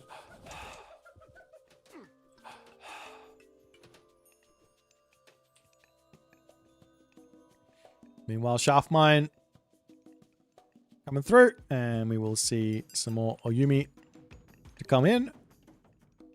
I am surprised to see Claws sticking it out in this heroic age, because your opponent is like full turtling. Maybe a town center if you wanted to go this angle of Oyumi. Put a town center down, and you can start poking away as you're trying to pick off villages and all that other good stuff. Firefox trying to lure this Rhino back over here as well, but it's a little bit dangerous for those villages. There's no food left on the map, as farms are going to be needed to come down momentarily here. I don't think you can quite secure that Rhino there. One annoying idea here for Claws would be to actually kill the Rhino off, drag it over here or something. But now the Oyumi is on the way, and we'll see if Firefox can figure out a way back into this game. I don't think he's behind here. You look at the score and you go, he's massively behind, but realistically, he just needs time here. Time to get his units out, time to get his economy advantage in from all of these villages. He's going to need to get some farms in. He could buy food a little bit to keep his villager production afloat and just go fully into chariot archers. And sitting behind all of this, you can see the Miko over here as well. I want to look to snipe that one, but not going to be happening just yet as the Naginata Riders charging forward. Is this Migdol shooting? It's not looking like it is. You want to try and fight here if possible, but it's all good for the moment as Claws cannot break this spot. There's too much defense here.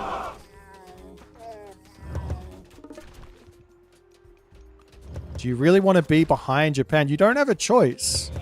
Japan, like, Tsukiyomi is the timing attack god, right? Like, this is something you have to understand. In being a timing attack god, this means that you're, like, playing against a timing attack god, your options are to play defense.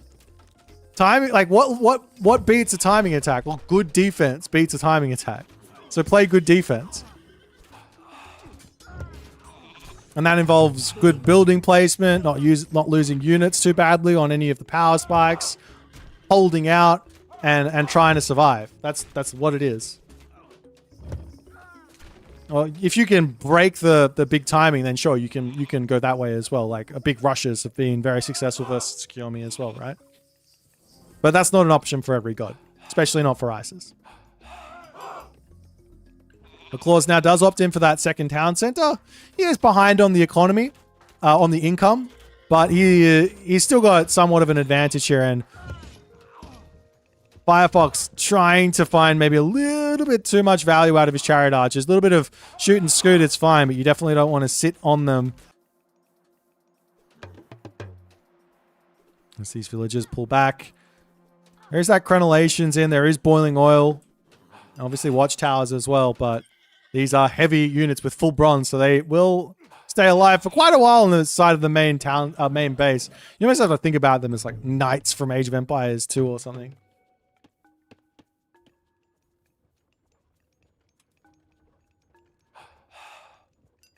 Now the Osiris' Thoth is pretty cute. I don't mind either option here for the Isis. Thoth is actually quietly a really, really nice late game god, which is what you're probably playing for in this position as the Isis. Just on the fact that you get this Tusks of Apidamark, and you can go into a whole bunch of elephants, which are just going to be cheaper population and super, super strong. So this does make some sense.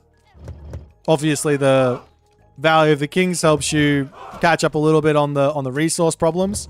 As these chariot archers getting caught out. Firefox trying to get raids in and stuff. He's taking a lot more damage than he's able to really deal here.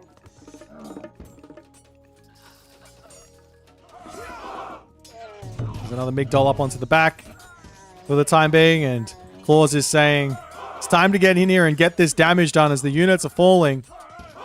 And Firefox has yet again found himself in a position where he doesn't have any military.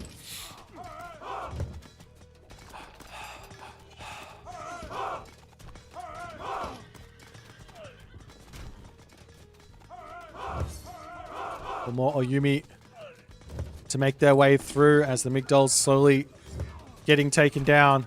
Another Migdol onto the back here as Firefox is desperately trying to just survive. You have to remember he does have that sun-dried mud brick, so these are 450 gold Migdols.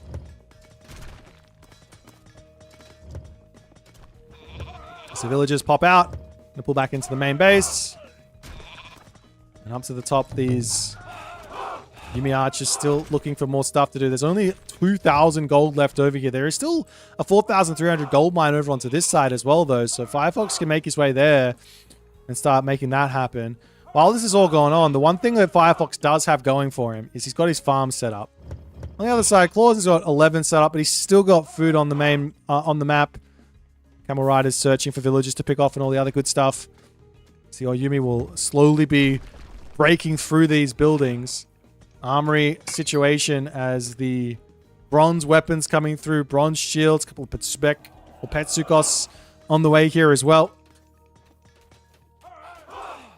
You've got to be so careful with these Oyumi as well. You get out of position for one little second. You can almost lose one, if not lose all of them. And once the Petsukos are in, that completely puts a stopper in these Oyumi.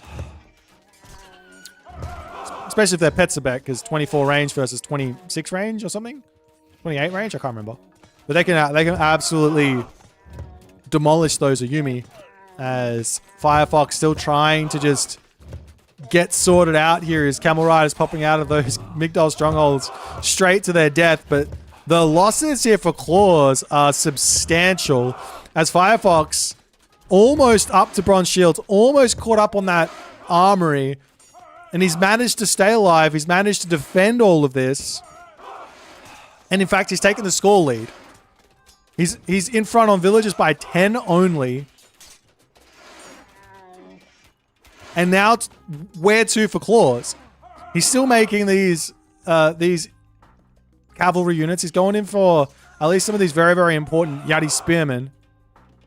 But what are you going to do next is the big question if you are Claws. Firefox as well needs to be thinking where to next as well. Because he needs to secure this gold mine in the top corner The big problem for Firefox is going to be population coming later. But he is ISIS, and ISIS does get that extra little bit of pop. You can go up to like 200 pop off of 2 town centers. I think he's missing 2 houses here, 1 house here. And then you can get your fortified town centers as well, and that can at least allow you to compete 2 versus 3 town centers. In fact, even without fortified town centers, he's only 5 pop behind, so it's not even that big of a deal. Wow. This is a incredibly ballsy all-in raid. These villagers can just pop into the castle, and then the rest of this army can just turn, catch Firefox out of position again, and absolutely erase this army. What is Firefox doing? On the one hand, while going for this raid, he's securing his gold mine, which is really, really important. But on the other hand, he's about to gift Santa Claus, possibly full champion here, Bushido tier 4, after all these units fall. The wall doesn't get completed, so he's going to be able to escape a little bit here. I'm surprised he didn't lose more than that. That was such a ballsy play from Firefox. No, so if he goes pure Camel Rider, he will be able to win this fight, but then the Yadi Spearmen come through, so you do need to make some Chariot Archers just in case, or you need Patsukos. Like, Patsukos Camel Rider is probably your like bread and butter comp, but it's so gold heavy that it's not really feasible. You need to. Is there a market up? Selling food right now as Firefox is a must here. It's also sneak. Wow, that is also ballsy. Sneaking this gold mine. This is a Claws gold mine through and through, but sneaking that one away and taking that gold from Claws helps out for that late game immensely.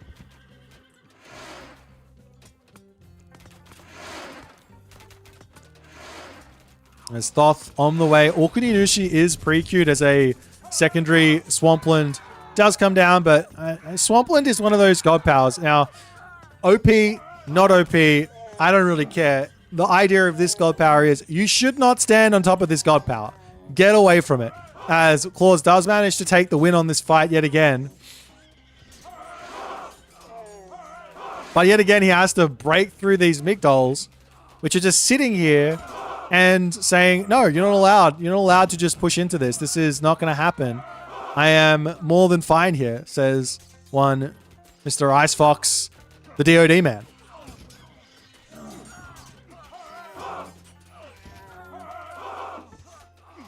As Claws probably overstaying his welcome.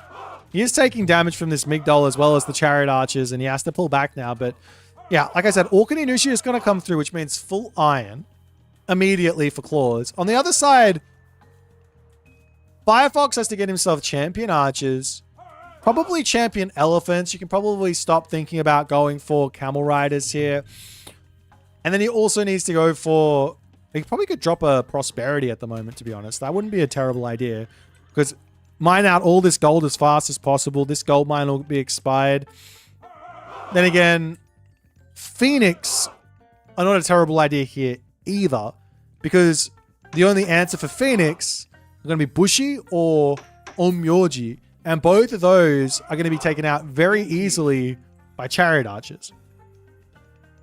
So Phoenix make a lot of sense here as well. But we'll see which way that favor is going to get spent. As the Sacred Gate comes through. New Moon onto the Armory. No surprises there. But for the moment, there doesn't seem to be any timings or anything to be using with this advantage. Full Champion's going to be in for Firefox. He's getting himself that Valley of the Kings as well, which helps basically give resources over to Firefox. Gives him double unit production. That's going to be nice. As the champion units are now in for Claws. He is up to that 4th tier of Bushido. And his units are looking very, very scary. But pushed off the gold mine for now. Armory upgrades are not on the way just yet for Firefox. Definitely needs to be getting those sorted out as soon as he possibly can. Actually, I am so wrong on this. He's got bonus damage versus myth units inside of the Yumi Horse Archers. Yeah, you can't make Phoenix here. Oh, I'm so stupid. That's a silly tech. I'm gonna go out on a limb and say that's a silly tech. nonetheless, a little bit of a fight going on here as a secondary swampland, third swampland, excuse me, comes down. That one's from the Sacred Gate. But Firefox smartly here pulls back. He's going to be able to reproduce his units quickly. He's got a little catapult out that he can start sieging this town center with.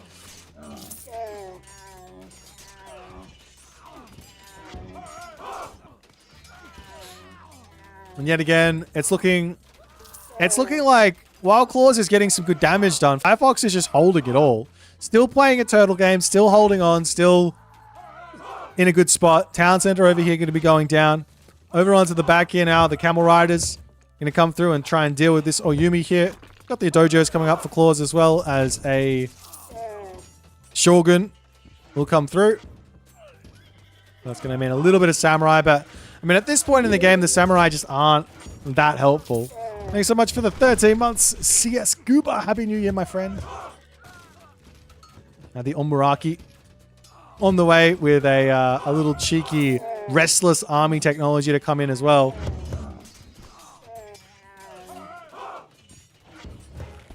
And we'll see if Firefox can make his way through all of this pain. I mean, the one thing that's going for Firefox is that Claws has only got this gold mine. That's the only gold mine Claws has got left. Like, where else can he get gold? He needs to start a trade route. And he's got security of the corner as well, which is a really, really big deal. As the Omuraki does end up getting cleaned up. Not the best control there from Claws. Realistically, you just want to shoot the army in and then pull the guy back and wait for it to get its special attack back up and then go again. He can get gold from the Omuraki. That's very true. Get this technology, make a whole bunch of Omuraki, and then you have infinite gold, as long as you can have something to attack. But Firefox now out of gold on the top. He's got a little bit over here, 500. Definitely wants to mine that out. This gold mine here, 1,500 remaining. A couple of units popping out to defend here as the Migdol stronghold. These archers are literally drunk. Like, I don't know what you guys are watching, but look at these arrows. They are incredibly drunk inside of this Migdol stronghold. Someone needs to lay off the wine, I think. As the Plaguebringer Omuraki sees a couple of priests, immediately pulls back, but then straight in, sends that special in. Now the wretches, they start making short work of these chariot archers on the front line. The villagers over here going to be going down. But that being said, I don't think Firefox needs to care about that. He's got 14 camel caravans. Replacing villagers with camel caravans is a nice way through here. As the siege works to come in. The gold, however, for Claws is now finished. He's got 10 deer caravans going from a pretty unfortunate spot on the map right now. Only 34 gold a trip. The town center still under attack. Heavy catapults is in with that siege engineers. As Firefox he's not producing out of these Migdols, and I think the reason is that he's just trying to get maximal amount of value out of the gold that he's got here, which makes a lot of sense. That being said, he's probably going to get more value out of just having his units out on the map in more of a mass, but nonetheless, does manage to take the town center down onto the bottom side. A little bit of attempts to pick off these catapults that Firefox is probably trying to take out this town center as well. Sometimes you stretch yourself a little bit too thin by going for these sorts of plays before your trade route is fully set up. But at the moment, 17 trade caravans, 2 markets producing slowly. And Firefox seemingly pulling away with this game. I'm really not sure what else Claws can do here. With 0 gold, with a poor trade route, 2 TCs, not much remaining, losing his bushy, and everything else here. This town center is going to go into the back pocket of Firefox very, very shortly here as well. Especially when that gold comes in. He can pull off the Migdol stronghold as well and pop over onto the market for even more economy, or more gold income.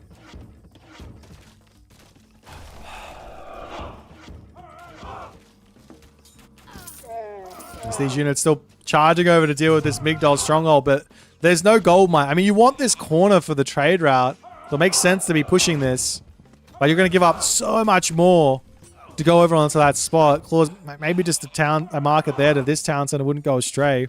That's probably it. And then holding this spot, pushing back, getting 4 town centers. The military difference is now very much in favor of Firefox, and Claws does not seem to be able to do a whole lot with his armory advantage. As the Plague Bringer on Meraki versus the world here gets pulled back. And we'll finally see, I think, this Migdol stronghold falling. A couple of villages. Nope, the villagers want that market up a little bit too fast. They get erased.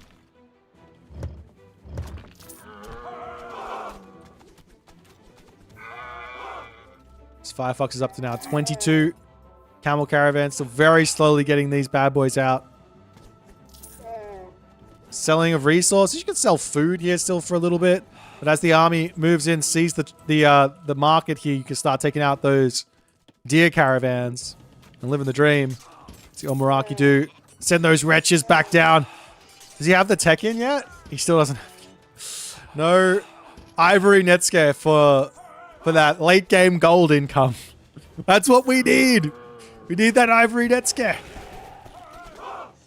Iron Shield's now coming through for Firefox finally. He's going to be able to start getting those upgrades in to make his army even more powerful. But after all is said and done, Claws just not able to shut the ISIS out.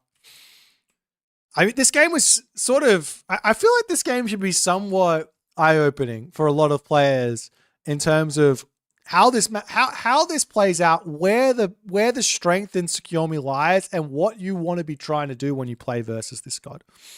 So, quite clearly, the strength in Tsukuyomi is the timing attack. Smack, they hit you. They've got more stuff than you. They're gonna have a really strong army. The only problem is they don't have any way to push. You need Oyumi out, which means you need a castle out, which is very expensive. 600 plus the 10 favor, 700-ish resources. Then you need to get the Oyumi out, and they're really slow. And they don't do that much damage. So if you want to be able to take down a Migdol stronghold, it's very, very tough to do that. And as soon as there's 2, then all of a sudden, all I got to do is sit behind my Migdol stronghold and play defense there. And then what are you going to do? You have to get a whole bunch of Oyumi over there to push that. So the name of the game here, and this is for Egyptians, it might not be for every other civ, but for Egyptians is get your Migdols up, play defense, get yourself equalized, stop throwing away units, and catch up on the tech, and then you're in front. Nonetheless, if you guys enjoyed this one, make sure you hit the follow on the Twitch. If you're on the YouTube, hit that subscribe button, and I'll see you guys in the next game.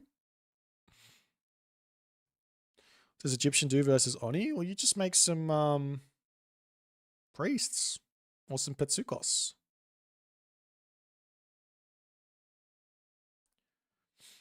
What do I think of the Chronos deconstruction bug? On what? On the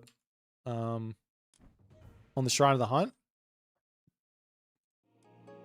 I think that the Shrine of the Hunt shouldn't be... My personal opinion is that that's an oversight from the devs, and that using the bug is fine. Unless the devs come out and say it's not an oversight and you're allowed to decon and they fix it, then it's fine. Oh, look at this. Okay. Oh, is this the zoom in thing? No, I think that's just blatant cheating. Yeah, no, that one's silly. I don't rate that one. Yeah, that one's not good. Would someone like to play me in a video game? I need to shake off the monumental rust from not having played for this entirety of this year.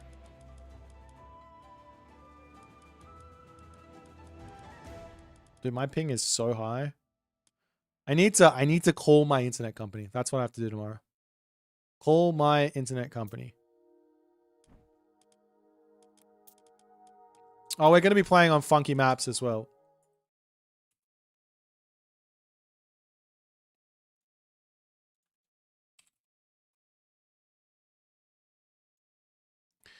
Which one do I want to try here? I haven't played on King of the Hill yet. Let's play on King of the Hill.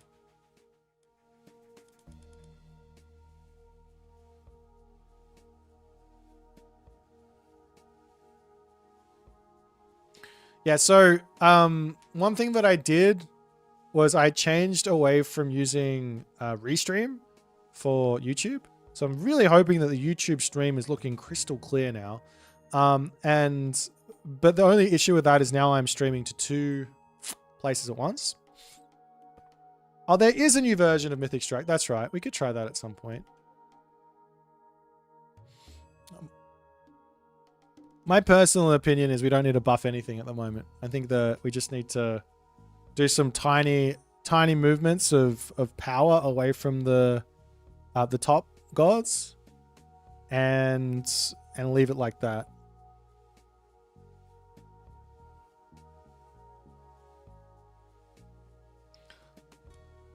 Would someone like to play me on this very spectacular map called King of the Hill? Or should I something else? Do I think Loki has potential still? Yeah, the thing is with these Norse gods, and Soup says it. So the thing is with these Norse gods is they just die on the second gold mine. That's the tough part. If you can get past that, they're actually pretty good. And I think Odin and Loki are the ones that suffer the most from that, because Thor's got Dwarven Goldmine and Freyr's got a hill fort. So they are okay.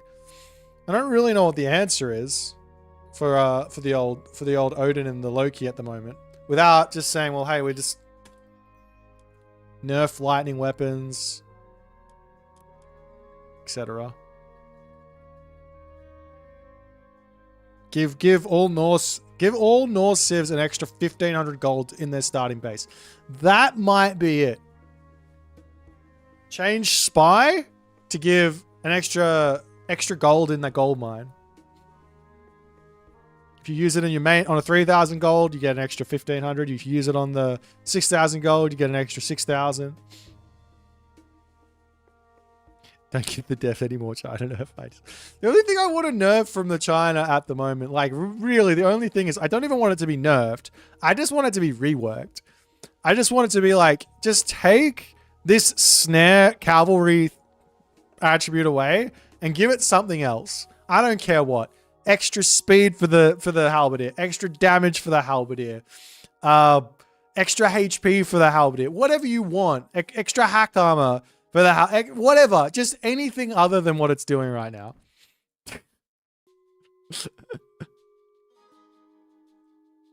But that I've already said that. I can't harp. I don't care anymore. It's fine. I just don't build Cav versus China and then whine when I can't win. Yes, you can play me a Bakshi. I just want to play on the map and get a feel for it. I need to play on all these maps like really, really soon. And yeah. You don't mind having a civ that's really good. I don't mind having a civ that's good versus Cav. What I mind is my Cav not being able to be used in a fight because I can't move. That's what I mind. That's my take. If you want to have a civ that gets a tech that disables raiding, then you can figure out how to make that happen without it making the fight impossible. Because that's the problem, right? I want to be able to take that fight, use my Cav, and it'd be good. But it's a tough one.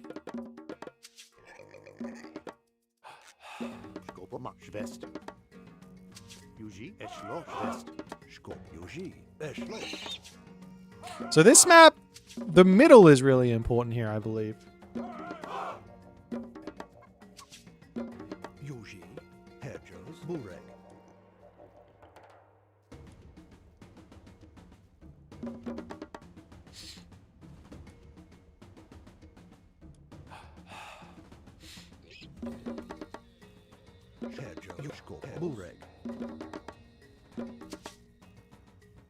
Yeah, Kronos Rush in this matchup is actually really, really bad.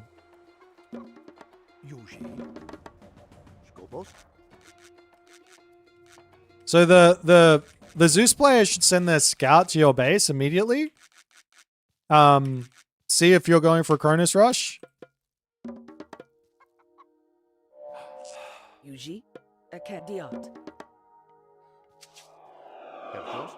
And then if they do see the Kronos Rush, they should just advance like without building a house. and get a Jason out, and then they win the game. Of course, it's not as simple as that, but they're just so far in front.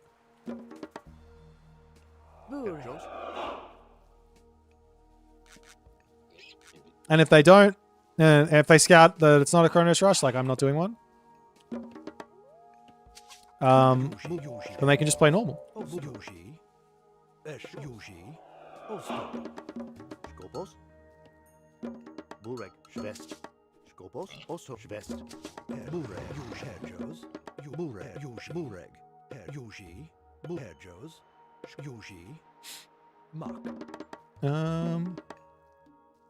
Why not just let dwarves specialize in gold again? What was wrong with them gathering gold faster? I'm confused.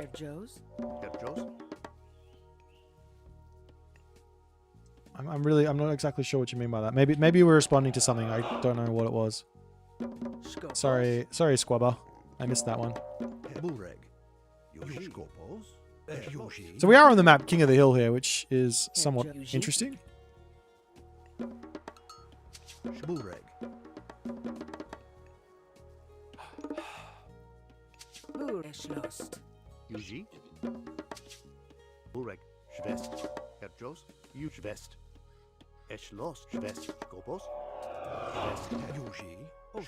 So there's one gold mine that's like outside of the King of the Hill, and the rest is in the King of the Hill.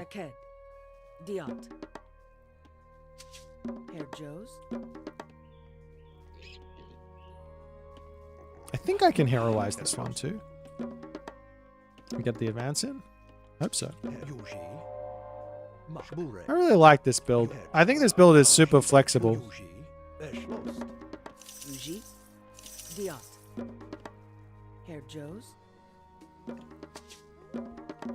No, I don't think I... Oh, maybe it's fine. It is fine. That's a quick advance. Mos intum. Skopos, mos intum. Burek. Skoposo. Schwest. Herjos. Herjos. Skopo. Yuji. Ma. Eschlost. Burek. Aked. Aked. Mos intum. Like here, Burek. he didn't really scout, Yuji. and I get a nice advantage here that I probably shouldn't have, just from going for this eco build. But he could also come and attack me with his Heracles and make my life a little bit upsetting. But that's okay. Schwest. Yuji.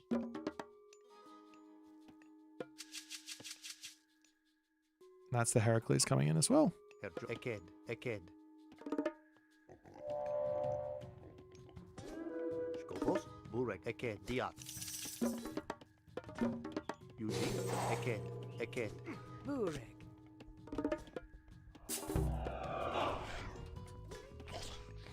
Herjos.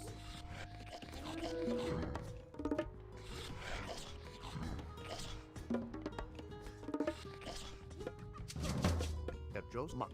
Yuji. Mos intum. Skopos. Herjos. Mak. Herjos. Burek. Skopos. Osto. Burek. Yuji. Skopos.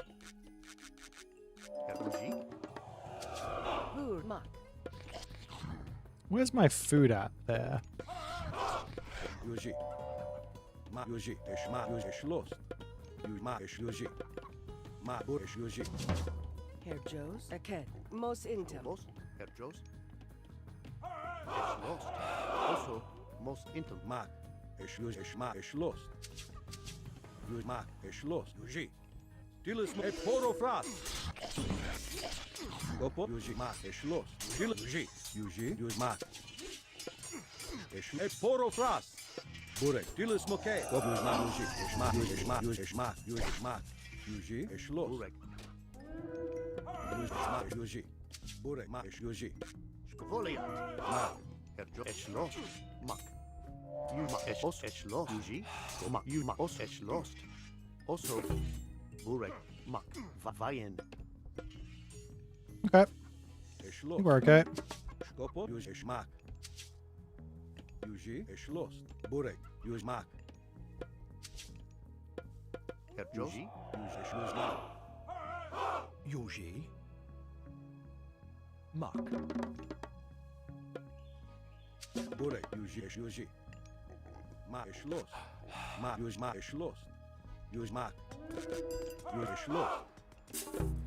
Burek, Yuji. Skopos, Mack, Schloss. Burek, Yuji, Mack. Skopo, Yuji. Burek, Skopos, Yuji. Burma, Yuji, Mack. Skopos, Burek, Osto. Yuji. Vayan. Yuji. Schmack. Okay. Yuji, Eke, Vayan. Skopos, Herr Joe's, Mack. Schloss. Osto, Schloss. Burek, Skopos, I'll show you a kind of cool trick. Yuji. Once this tech is done. Skopos, Yuji, Schmack, Yuji. Uh-oh. Schloss. Burek, Yuji, Mack. Schloss. Yuji, Schloss, Mack. Yuji, Schloss. Herr Joe's. Yuji, Mack. Skopos, Yuji. Burek, Skopos, Mack. Schloss. He says, I'll show you a cool trick as he does something stupid. Mos intim. Herr Yuji. Yuji, Osto. Yuji, Burek, Yuji, Mack. Yuji. So the... Skopos, Mack. Oh, hello. Schloss. Yuji. Yuji, Mack. Schmack. Yuji, Schloss. Skopos, Yuji. Mack. Osto. Yuji. Mack. Aket. Vayan. Skopos. Burek. Schloss. Burek. Julius Moke. Yuji, Mack. Schloss. Yuji, Mack. Schloss. Yuji, Mack. Schloss. Osto. Skopos, Mack. Yuji. Mack. Alright. Skopos. Yuji. Osto. I do want to pop out onto hunt here soon, but... Joes. Skopos, Schloss. Skopos, Uh-oh. Mack. Yuji. Schloss. Osto. Yuji. Skopos, Yuji. Mack. Most intim. Yuji. Eke. Most intim. Mack. Yuji. Schmack. Schloss. Schloss. Most intim. Burek, Schmack. Yuji. Yuji. Mack. Schloss. Mack. Yuji. Burek. Yuji. Yuji. Mack. Schloss. Schloss. Mack. Burek. Yuji. Osto. Skopos. Schloss. Yuji. Skopos. Burek. Mack. Osto. Yuji. Skopos. Schloss. Burek. Herr Joes. Schloss. I think... Yuji. Mack. Burek. Yuji. Mack. Yuji. Most Skopos. Yuji. Schloss. Burek. Yuji. Skopos. I think I just go for an all-in here, no? Aket. The map is so big. Burek. Schwest. Burek. Schwest. Skopos. Schloss. Eke. Yuji. Head. Porofras. Skop. Yuji. Burek. Schmack. Yuji. Eke. Schwest. Herr Joes. Burek. Schloss. Skopos. Yuji. Yuji. Schloss. Yuji. Most intim. Burek. Schloss. Mack. Schloss. Skopos. Herr Joes. Yuji. Osto. Burek. Most Yuji. Burek. Mack. Skopos. Schloss. Yuji. Skop. Burek. Mack. Yuji. Yuji. Burek. Schloss.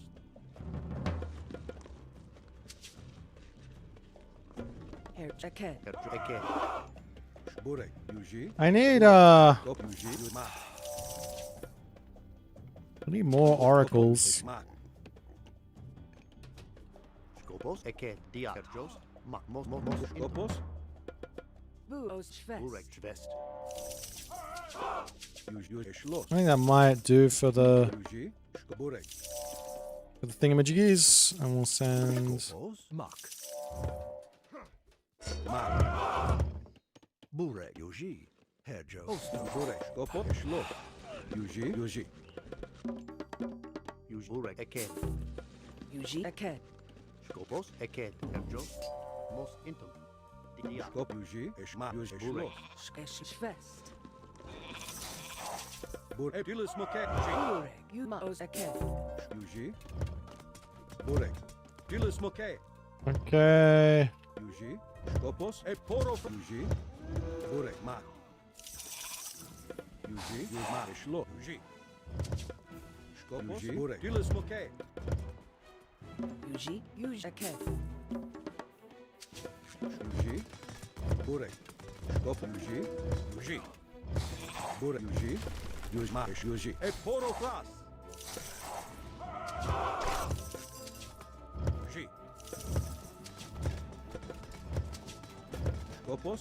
Maishlos. Dilis Moke. Burek. No town center for you. Yuzma Yuji. Eporo Fras. Skop Ishlos. Her aked. Buka. Skopos. Yuji. Yuji. Eke. Dia. Skopos. Yuji. Yuji Ma. Burek Ishlos. Skopos. That's working well. Yuji. Also. Yuji. Eke. Dia. Skopos. Burek Yuji. Yuji. Skopos. Dilis Moke. Skopos. Eshlost. Buka. Ma Yuji. Ishlos. Ma Yuji. Burek. Her. Mak. Mos intum. Also. Schwest. Yuji. Burek. Skopos. Yuji. Burek. Yuji. I want to steal these farms. That's what I want. Did that villager come? Yuji. Buka. Skopos. Dilis Moke. Yuji. Eked. Eke. Eked. Her Joe. Yuji. Skopos. Ishma. Ishlos. Burek. Yuji. Ishma. Yuzma. Ishlos. Yuji. Ma. Skopos. Yuji. Ishma. Yuji. Burek. Skop. Buka. Yuji. Her Buka. Ish. Yuji. Yuji. Okay. Burek. Mos intum. Her Buka. Yuji. Ma. Ishlos. Uh-oh. Too much. Yuji. Eke. Doing too much. Do not need to do that much. Diot. Ma. Yuji. Ish. Yuji. Ow, ow, ow, ow, ow. Burek. Bukat. Yuji. Bukat. Burek. Bukat. Bukat. Yuji. Okay, that's really weird. I've never tried this before. This is a very strange bug. Yuji. Her Joe. Bukat. Bukat. Ishma. Ish. Yuji. Yuji. Eporo Fras.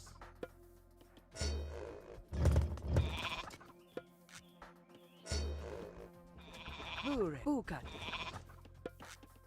Burek. Yuji. Give me the farms! Bukat. Bukat. Winning with C tier good, yeah. That's terrible. What are you talking about? Burek. Skopos. Burek. Burek. Yuzma. Yuji. Eked. Eked. Eked. Look at all these tricks I have to do. Look how hard it is. Skopos. Yuji. Yuji. Bukat. Burek. Yuji. Ish. Yuji. Stealing farms. Skopos. Her Joe's. Osto. Mak. Aked. Ma. Yuji.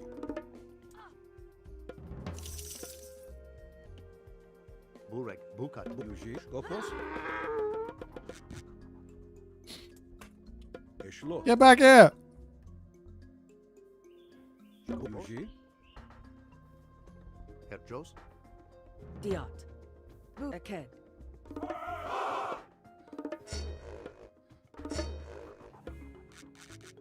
Skopos. Yuji. Yuji. Burek. Yuji. Skopos. Yuji. Burek. Ma. Ishlos. Skopos. Burek. Yuji.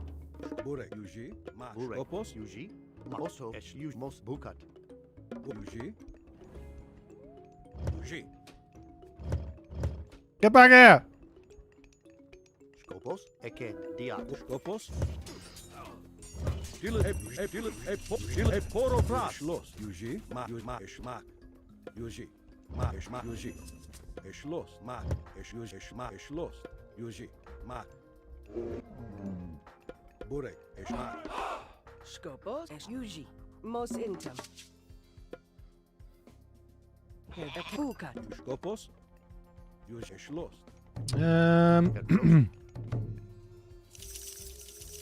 Bure Yuji. Mak. What do I do with all this favor? Bure I know. Yuji.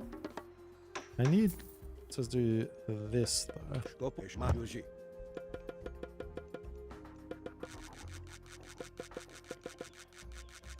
Bure Skopo Yuji. Bure Yuji. Mak. Bure Yuji. Yuji Schloss Yuji. Bure Mak. Yuji. Skopos. Stop running around! Schloss.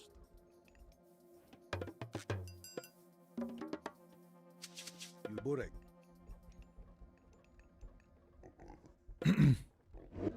Skopos. Yuji. Yuji. Yuji. Schloss. E poro fras. Herr Joe. Ostov. Bure Oso. Yuji. Mak. Herr Jos. Skopos. Yuji. Schloss. Skopos. Yuji. Dilis moke. Bure. Skopo. Mak. Bure.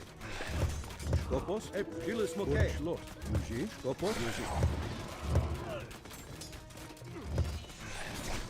E dilis. E dilis. Yuji. E poro fras.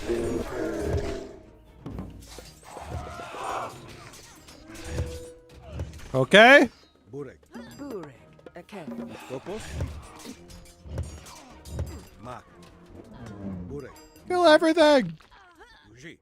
Burek. Dilis moke. Bure Eke. Most Interjo. Eke. Most Intum. Skopos. Burek. Eşlo. Yuji. Yuji. Yuji. Skopos. Mak. Aked. Mak. Eşlos. Yuji. Hep jili. Hep jili. Hep jili. Hep jili. Hep yuji. Hep poro fras. Skopos. Burek. Dilis moke. Herr Joes. Yuji. Mosin. Yuji. Ah!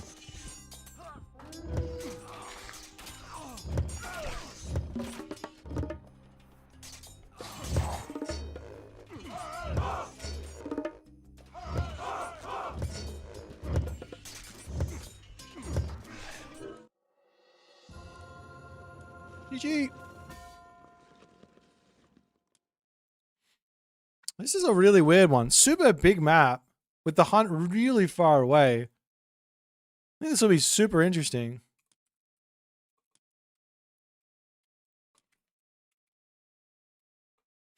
Maybe super strong for Aranos. Like too strong for Aranos. Just like no Aranos allowed in the game. Just remove Aranos from the game. Yeah, the map is legitimately massive. I don't know if that's a bad thing. Like, we haven't really played competitive games on maps that are like quite large before. And when you look at games like Age of Empires 4, their maps are gigantic. And people like that.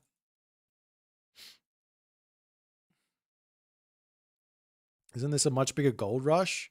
Nah, because you've also got gold mines outside. You have one extra gold mine outside and then all the gold in the middle. And like, it's really, really hard for you to just walk into the middle of this thing and control everything. Like, I can control this section and this section, while my opponent can control those sections. It's really hard to just walk in other words, it's really hard to just walk forward, drop a migdol and just have everything locked up like on Gold Rush. You put like 3 migdols down, you own everything. AoE 4 is slow as fuck. Yeah. So you mix the cool part about AoE 4, just the map size, with the cool part about Age Mythology with how fast it is, and you get a really fun map. I still think we just need to make sure that all these maps here have got standard herdables, because the villages stop working. It's really annoying.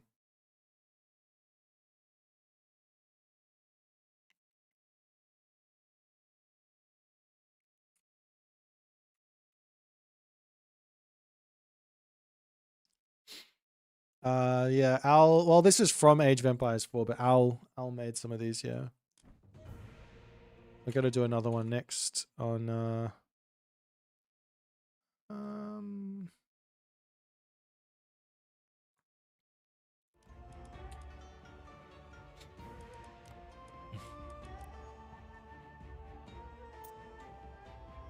let's do Prairie. I have that one written down. Oh, this is just like a stock standard map. We should probably do some stock standard maps. I haven't played piano on stream. I have, yeah, but I don't have much plans to play piano on stream at the moment, no. But I might do it at some point this year, if you're lucky. No, I've done the 2TC start. I don't think it's very interesting. Unfortunately.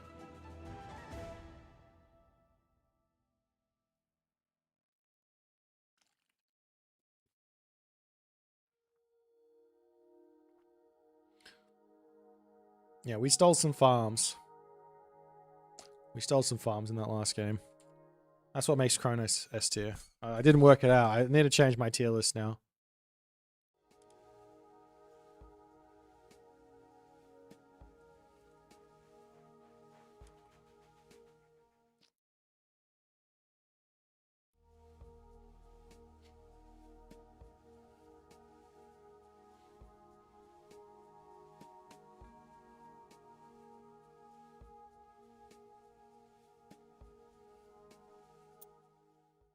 Loki versus this god. Okay. Tilbúin, veiðimaður.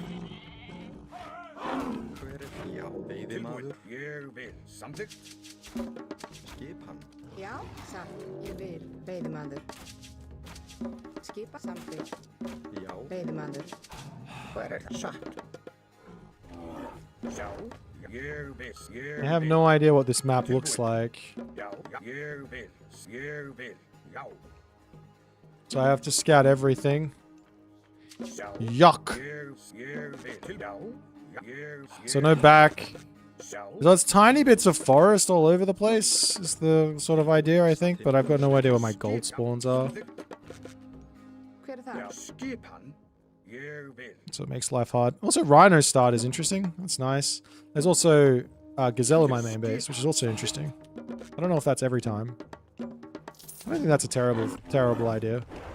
We have some similar stuff like double hunt spawns on Tundra, which do work and people like them. Tilbúin. Já. We got a gold mine over here. Já. Samþykkt. Tilbúin. Já. Ég vil. Happy New Year, Dimriser! Ég vil. I hope you had enjoyed Samþykkt. all the festivities Já. that Samþykkt. Ég vil. your New Year's had to offer. Samþykkt. Got a blue crystal shard in the front. Let's go. Skip. Ég vil. Já. Tilbúin. Já. Já. Skip. Já. I kind of want to go Já. Ég vil. Heimdall here. Ég vil. Já. Samþykkt. Já. I have some thoughts on Heimdall working. Tilbúin. Ég vil. Já. Skipan. You were playing a short right after New Year. I'm sorry. Why? Skipan. What are you doing? You madman. Já. Skipan. Tilbúin. Já. Samþykkt. Já. This temple is so late with this build. I need to throw this build in the bin. I don't think this build is any good. Skipan. I'm like floating so much wood. I could get pickaxe with this build, but Skipan. Já. Já, tilbúin í grjótsveit. Skip, já, grjótsveit. Ég vil. Tilbúin. Veiðimaður. Ég vil. Veiðimaður. Hver þar? Hver það? Veiðimaður. Já. Skipa. Já, satt. Ég vil. Timbursveit. Já, timbursveit. Skipan. Já. Samþykkt.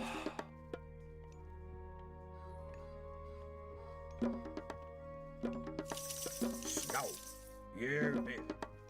Já. Satt. Veiðimaður. Tilbúin.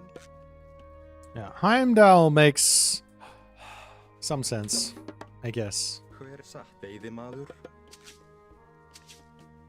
Tilbúin. Til skip. I need to get a spy dropped somewhere. I need to know what he's doing. Ég vil. Já, samþykkt. Tilbúin. Skipan. Já. Já, samþykkt. Að rás. Ég vil. Já. Já, samþykkt. Já, samþykkt. Ég vil. Samþykkt. Ég vil. Samþykkt, já. Já, samþykkt. Já. Tilbúin. Já. Well, that was almost funny. I almost got him. If it wasn't for the Veiðimaður. Satt. wasn't for those Til pesky skip. children, I would have got away with it. Já, samþykkt. Tilbúin. Já. Hver er þar? Samþykkt. Tilbúin. Já. Hver er þar? Satt. Já, samþykkt. Já. Tilbúin. Já, já. Tilbúin. Ég vil. Hver satt? Til skipan. Já. Hver er ég satt? Ég vil. Já, satt. Ég samþykkt. Ég vil. Tilbúin. Já. Skipan. Ég satt. Ég vil samþykkt. Hver er já? Skipan. Ég vil. Já. Já. Hver er þar?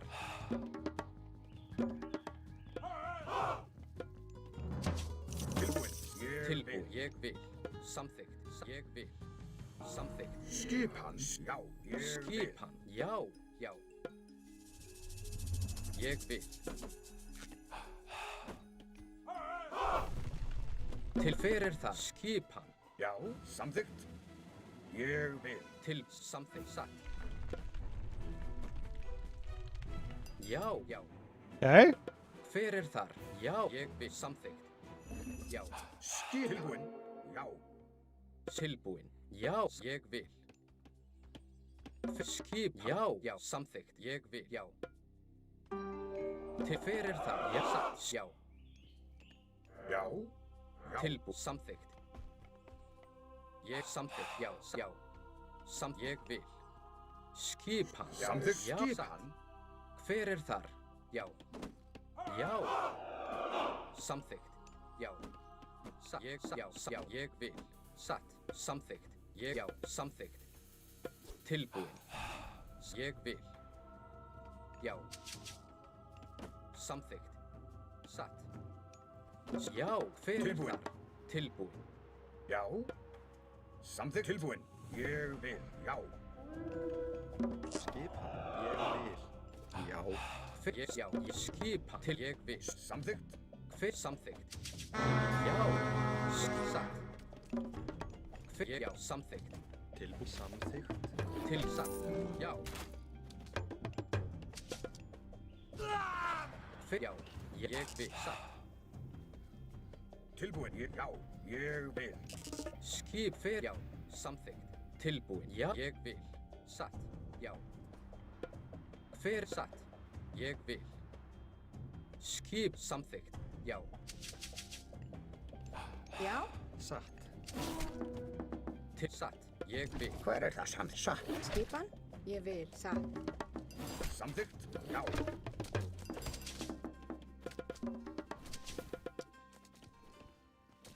Hver já. Já. Samþykkt. Hver er þar? Já. Samþykkt. Veiðimaður. Já. Já. Ég samþykkt. Já. Fjósamaður.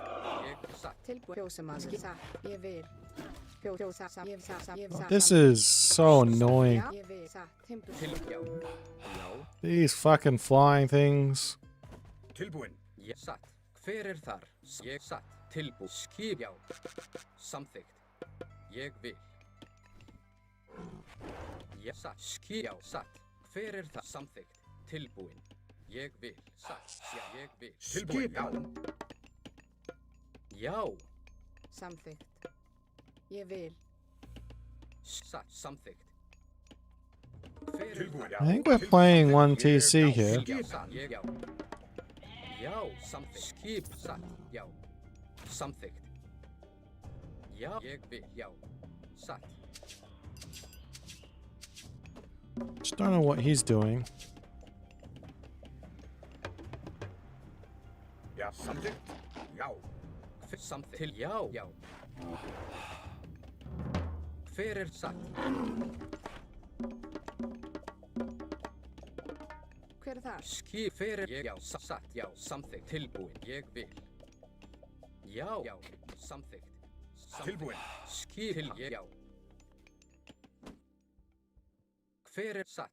Ég vil. Maybe I can poke my head in here and just have a look. Samþykkt. Já, ég satt. Já. Já. Samþykkt. Ég vil. Samþykkt. Ég vil. Skipan. Satt. Tilbúin. Já, skipan. Ég vil. Ég vil. Hver er því satt? Já. The Samþykkt. army. Skipa, satt, grjótsveit. Satt. Tilbúin. Ég vil. Já. Já. Ég Hver er það? Já, samt, ljósamaður. Samþykkt. Hver ég vil. Já, ég vil. Satt. Samþykkt. Ég vil. Tilbúin. Já, ég vil. Hver er þar? Samþykkt. Já. Já, ég já.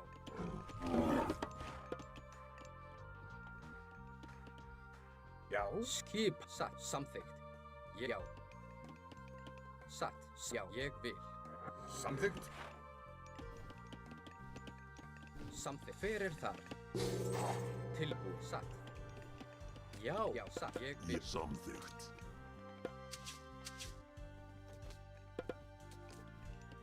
Tilbúin. Já. Ég vil. Skip. Samþykkt. Hver er þar? Tilbúin. Samþykkt. Hver er já? Ég vil. Já. Já. Samþykkt. Tilbúin. Já. Ég vil. Já. Skipan. Satt. Ég vil. Hver satt?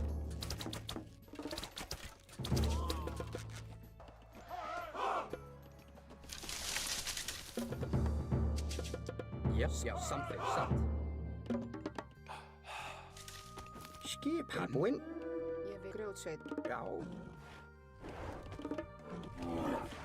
Til ég vil skipa. Já, satt. Til samþykkt. Já.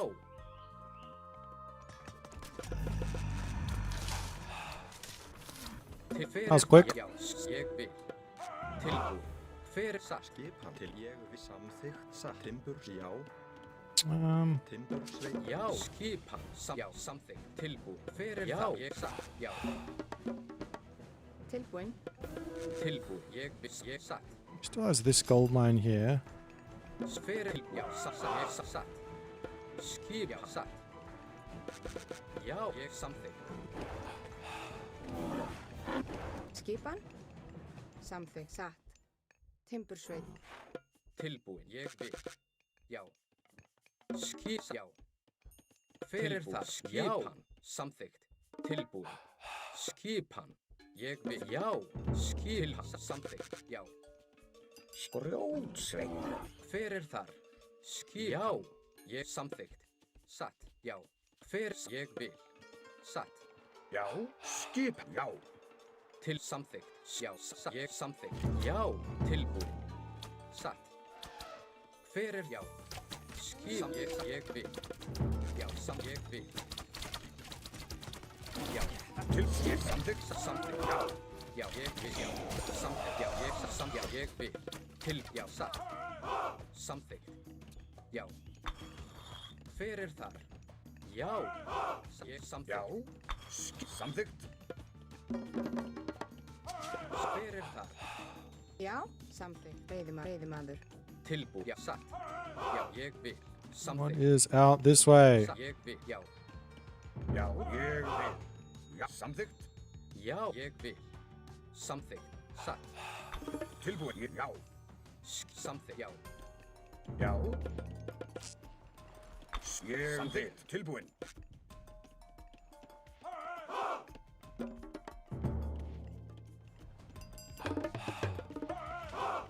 Skipan. Timbursveit.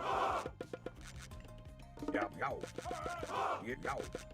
Skipan, ég, já.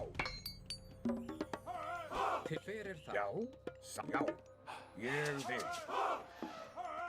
Tilbúin. Já, Já, ég vil. já. Skip, já. Samþykkt, ég vil, já. Til já, samþykkt. Ég vil. Tilbúin. Samþykkt, já.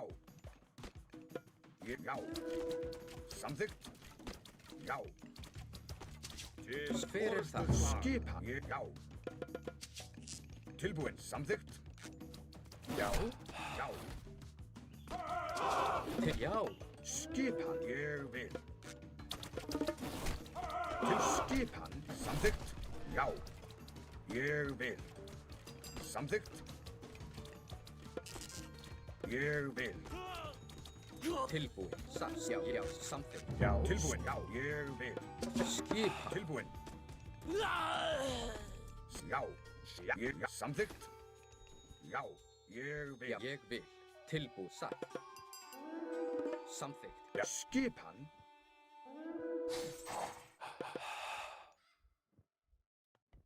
Hver er þar? Ég vil. Tilbúin, samþykkt. Já, samþykkt. Ég Hver vil. er það? Ég er samþykkt. Ég vil. Samþykkt.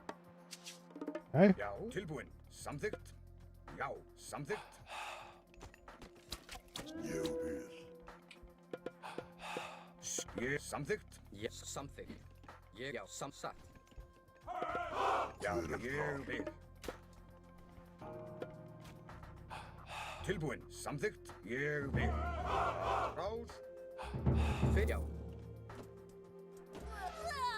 Já, já.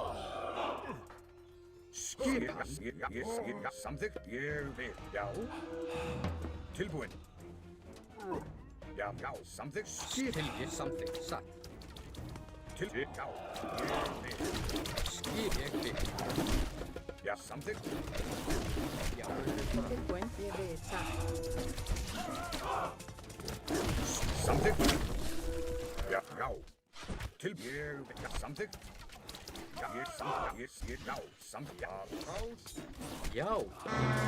Samþykkt. Hver satt? Já.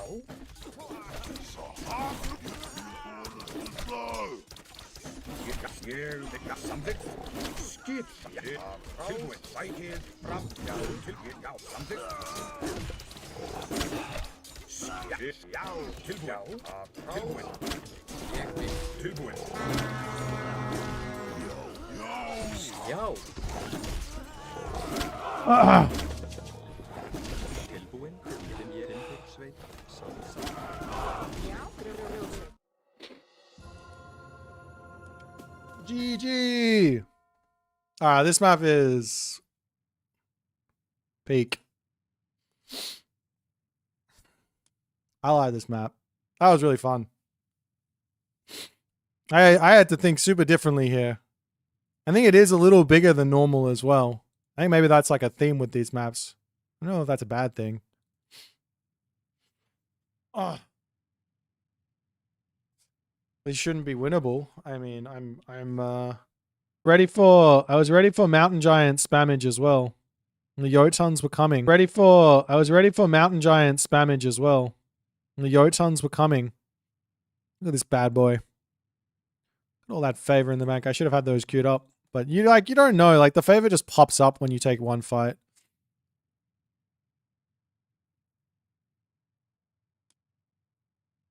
Well, that was a fun map. I don't think I need to change anything on this one. I think it's just good. I'm gonna put this in like my first confirmed maps unless other people have got some sort of say against it. I think it'll be really interesting.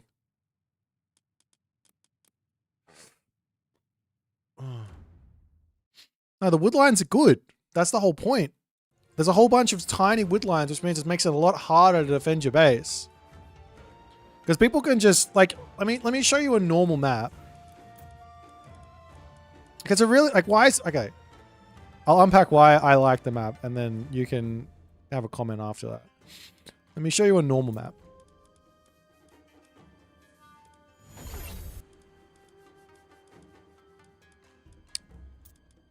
Alright, this is a normal map.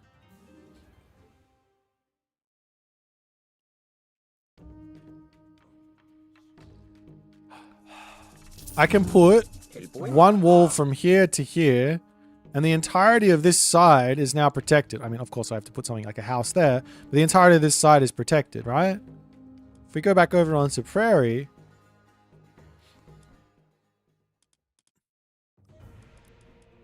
if we go over to Prairie here, where is it?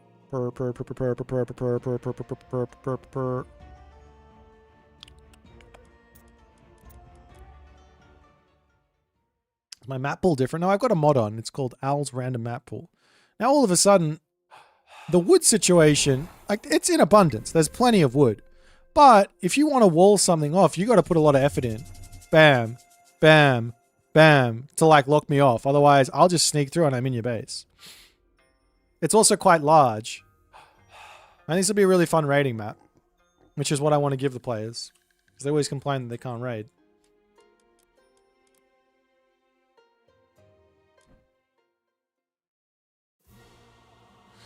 Yeah, I've got the Arabia ones. I haven't tried it yet. It's in my list to try. I should be saying I've seen these as well.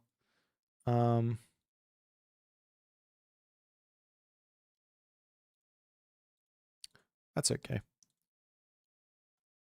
I have a whole bunch of notes in here, so I just have to go through those. Ravines. I think I remember playing Ravines and really liking this map ages ago. And then everyone else saying I hate it because there's so many cliffs. Let's play a Ravines map.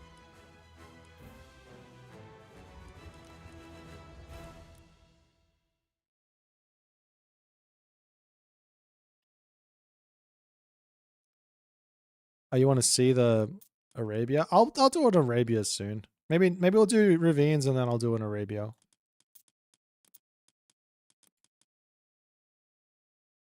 Okay, I'll play Defiance again. So this map is interesting because there's lots of pathways into your opponent's base. People want Tundra Pools. I think I have that one in my list. I don't even know what's in my list.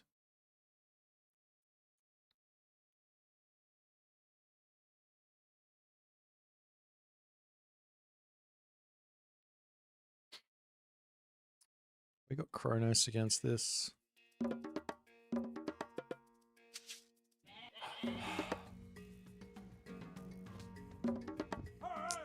Burek. Yuji. I'm not exactly sure how to play this matchup. Apart from just Kronos Rush and Prey, but I'm not sure Kronos rushing the Shenong makes any sense, because they can just play for Shenong's farms. There's a lot of easy defense. Where's my other guy? There? Yeah. We got double gold mine in our main base as well. Yeah, Kronos boom, but do I go for a fast town center? I think I will. I think I'll play it like that. So no thingies. Oh, I could go for automatons.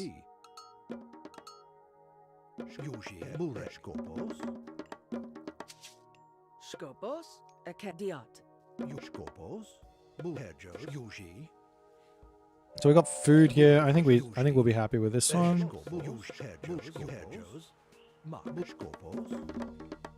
Bur Akadiot.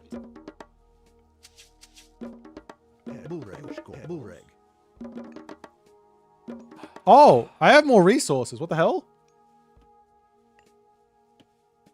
Do I? Do I normally have this many resources? Is there something off on my income? Or am I just going insane? Oh, I put 3 villages onto this. That's why. Instead of putting the villager to gold first, I put the villager to food first. Messed up.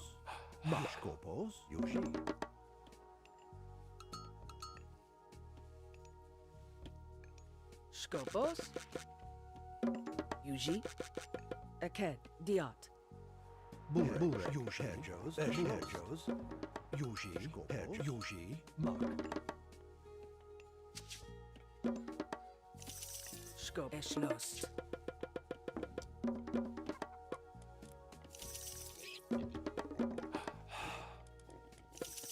Burek. Yuji. Herjos. Most intim. Yuji. Osto. Yuji. Yuji. Hedgehos. Burek. Burek.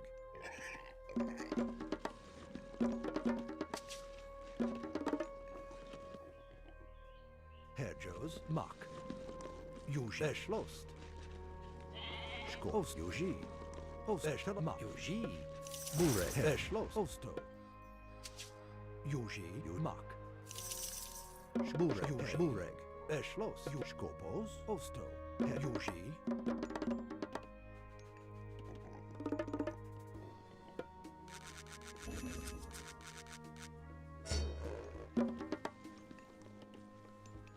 Yuji. Yuji. Yuji. Burek. Esh. Diot. Hedgehos. Skopos. Burek.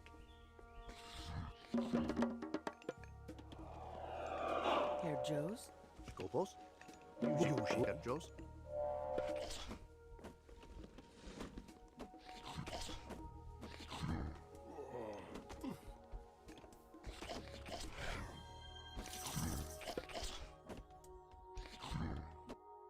Burek. Eke.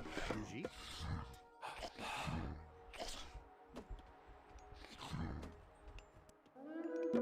Yuji. Osto. Shvest. Herjo. Ma. Shvest.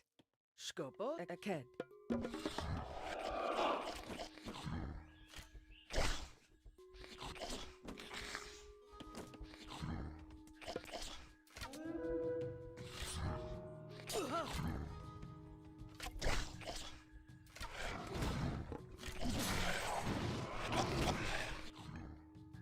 Skopos. Eke. Burek. Mos intem. Yuji. Shvest. Yujos. Shvest. Scopos. Herjos.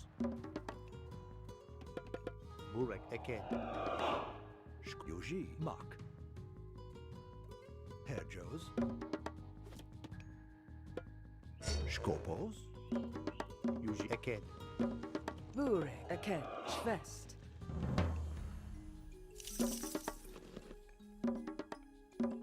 Burek. Eke. Shvest.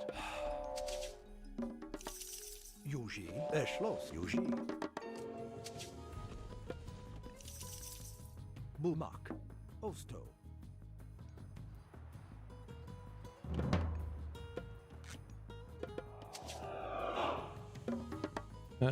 Maybe one of Eke. these. Most intim.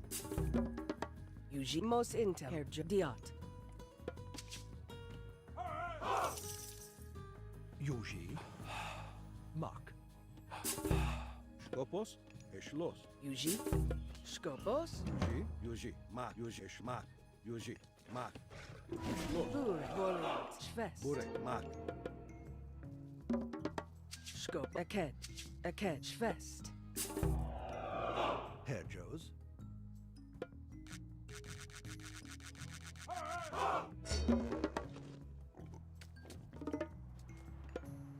Yuji. Mark. Herjos. Diat. Skopos. Yuji. Eschloss. Yuji. Mark. Burek. Yuji. Eschloss. Herjo. Osto. Yuji. Ma. Yuji. Mark. Yuji. Skopos. We might have taken the forward town center or something. Yuji. Mark. Yuji. Eschloss. Burek. Yuji. Yuji. Eschloss. Mark. Yuji. Yuji. Burek. Osto. don't know. Diot. Yuji. Mark. Burek. Eschloss. Mark. Okay, Yuji. there it Eschloss. is. Yuji. Mark.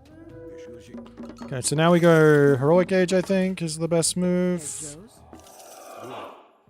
Yuji. Mark. Eschloss. Burek. Yuji. Mark. Skopos. Eschloss. Mark. Yuji. Eschloss. I need to know what he's doing though. Burek. So Mark. Yuji, eş yuji, yuji. Skopos, burek, mak, eş yuj, mak, eşlos, yuji. Yuj, mak, Skopos. burek, skopos, eşlos, yuji. Let's wander forward here. Let's get my armory up. Os eşlos. Eke diat. Yuji.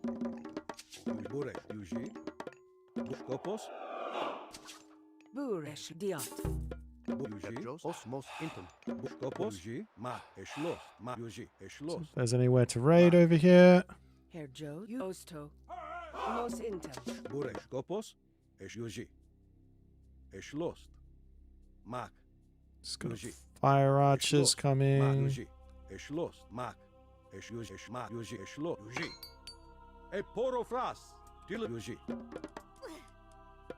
Yuji, mak, eşlos, yuji. Skopos. Eschlost. Mos intem. Bur, eşlos. Burek. Opo. Vayen.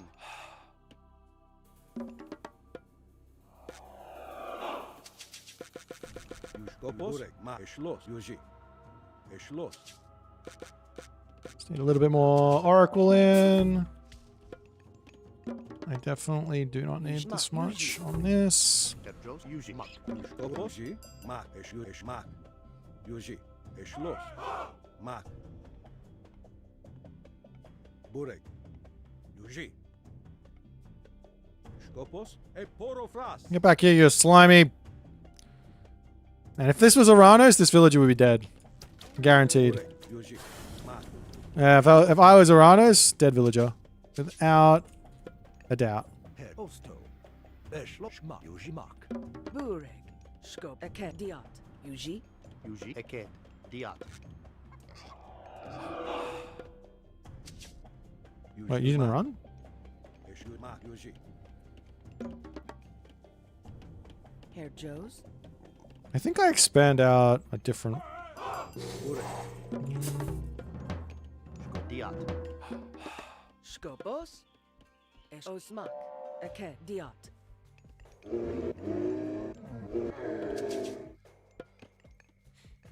Burek. Yuji. Mos intem. Burek. Bur. Eke. Mos intem. Yuji. Eke. Bureg. Yuj. Osto. Herjos. Eşlos.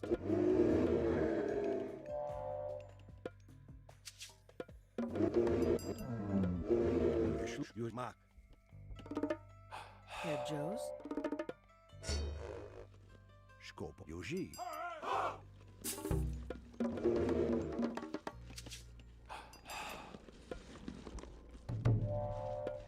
Burek. Yuji, eş, mak. Bureg. Skop diat.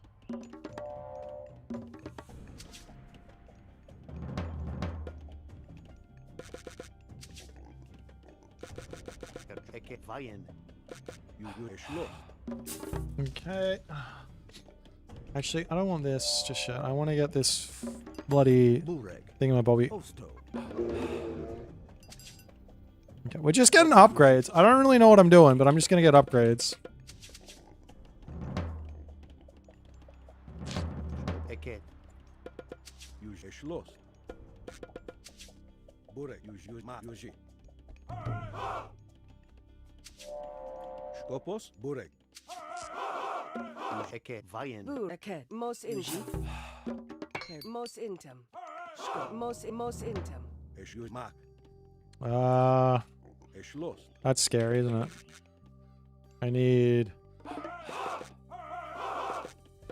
Yuji, yuji, mak. Eş, yuji, mak. Bureg. Os. Eş. Vayen.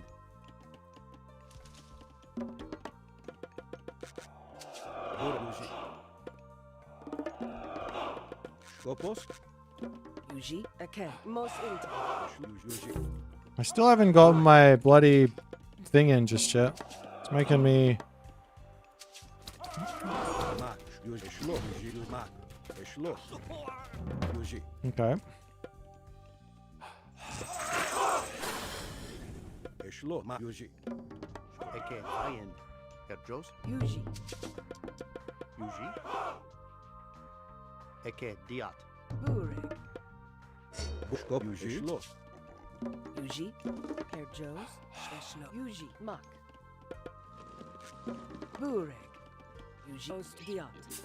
Skopos, Yuji, Skopure, Mak, Yuji, Skopos, Bure, also, Mak, Yuji, Mak. Also, Os, Mak, Yuji. Skosh, Mak, Herjos, Esh, also, Sko, Mak.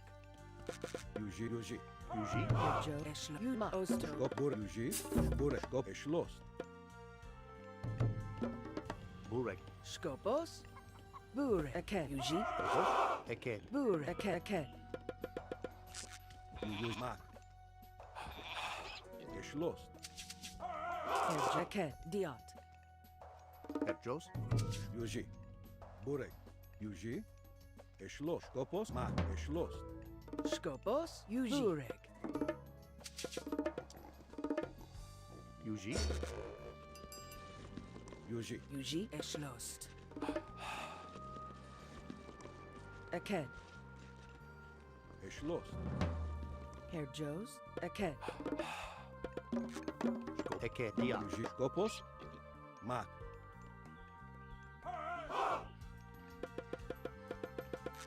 Bure, Eshlost, Skopos, Yuji, Mak, Eshlost, Mak, Yuji, Yuji, Mak, Eshlost, Dilis Moke, Yuji, Burek, Eke, Herjos, Burek. Ma. Diot. Bure, Yuji, Mak, Yuji, Mak, Yuji, Mak, Eshlost, Yuji, Skopos. Yuji, Bure, Yuji, E Poro Fras, Mak, Eshlost, Mak, Bure, Eshlost, Mak, Yuji, Eshlost, Yuji, Mak, Eshlost, Yuji, Mak, Eshlost, Yuji, Dilis Moke, Mak, Yuji. Yuji. Ost. Burek. Skopo, Yuji, also, Vayen, Herjos, Burek, Eshlo, Burek. Eshlost, Skop, Bure,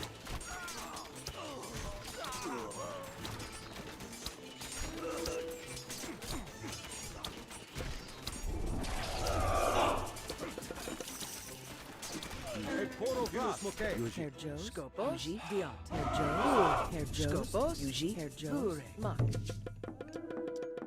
Diot. Mak, Skopos, Eke, Eke, Skopos, Hey, GG.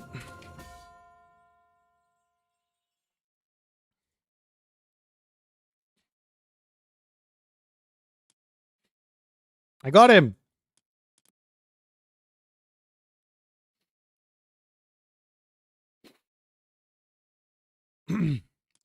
The sneaky palaces.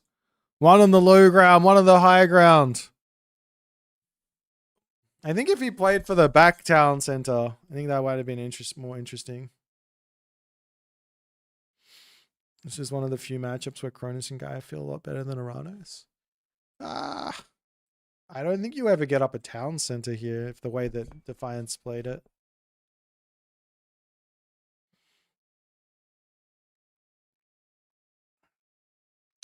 Yeah, I got off a insane boom here without taking any damage, and he took a town center super late. I don't really.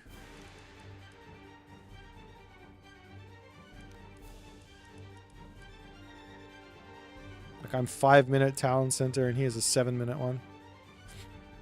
Crazy.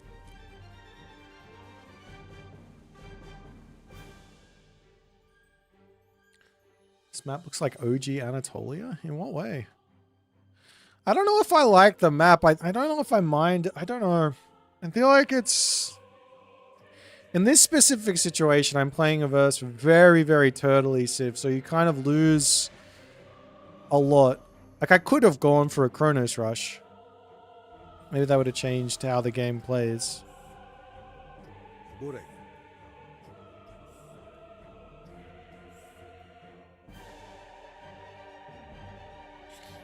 I don't know. What do you guys think? If you were to just to change like one small thing on this map, what would it be? Imagine 60 automaton here. I don't think I could imagine that. I feel like you would be able to defend that, or like you'd be able to play against that type of strat. Why does it need to be more open? In what way? Like there was this weird part where I couldn't get my behemoth through here, which was interesting. I had to go this long way. I could stick my villagers through and get some interesting things happening. Like the whole idea that maps need to be open is only relevant if you can't like make use of the small map. Like if you like if it's like one cliff and everything is locked off, then that's a problem. But if there's a lot of cliffs here, maybe this is just not it though. I don't know. The idea of I really don't know what I would do to it. I think you definitely need to remove a starting gold mine. Only one starting gold mine. I think this map would be a lot more fun if it was like an aggressive map. Given that it gives you an opportunity to like have your opponent get stuck on one side while you move over to the other side. Those sort of movements are really, really exciting to me.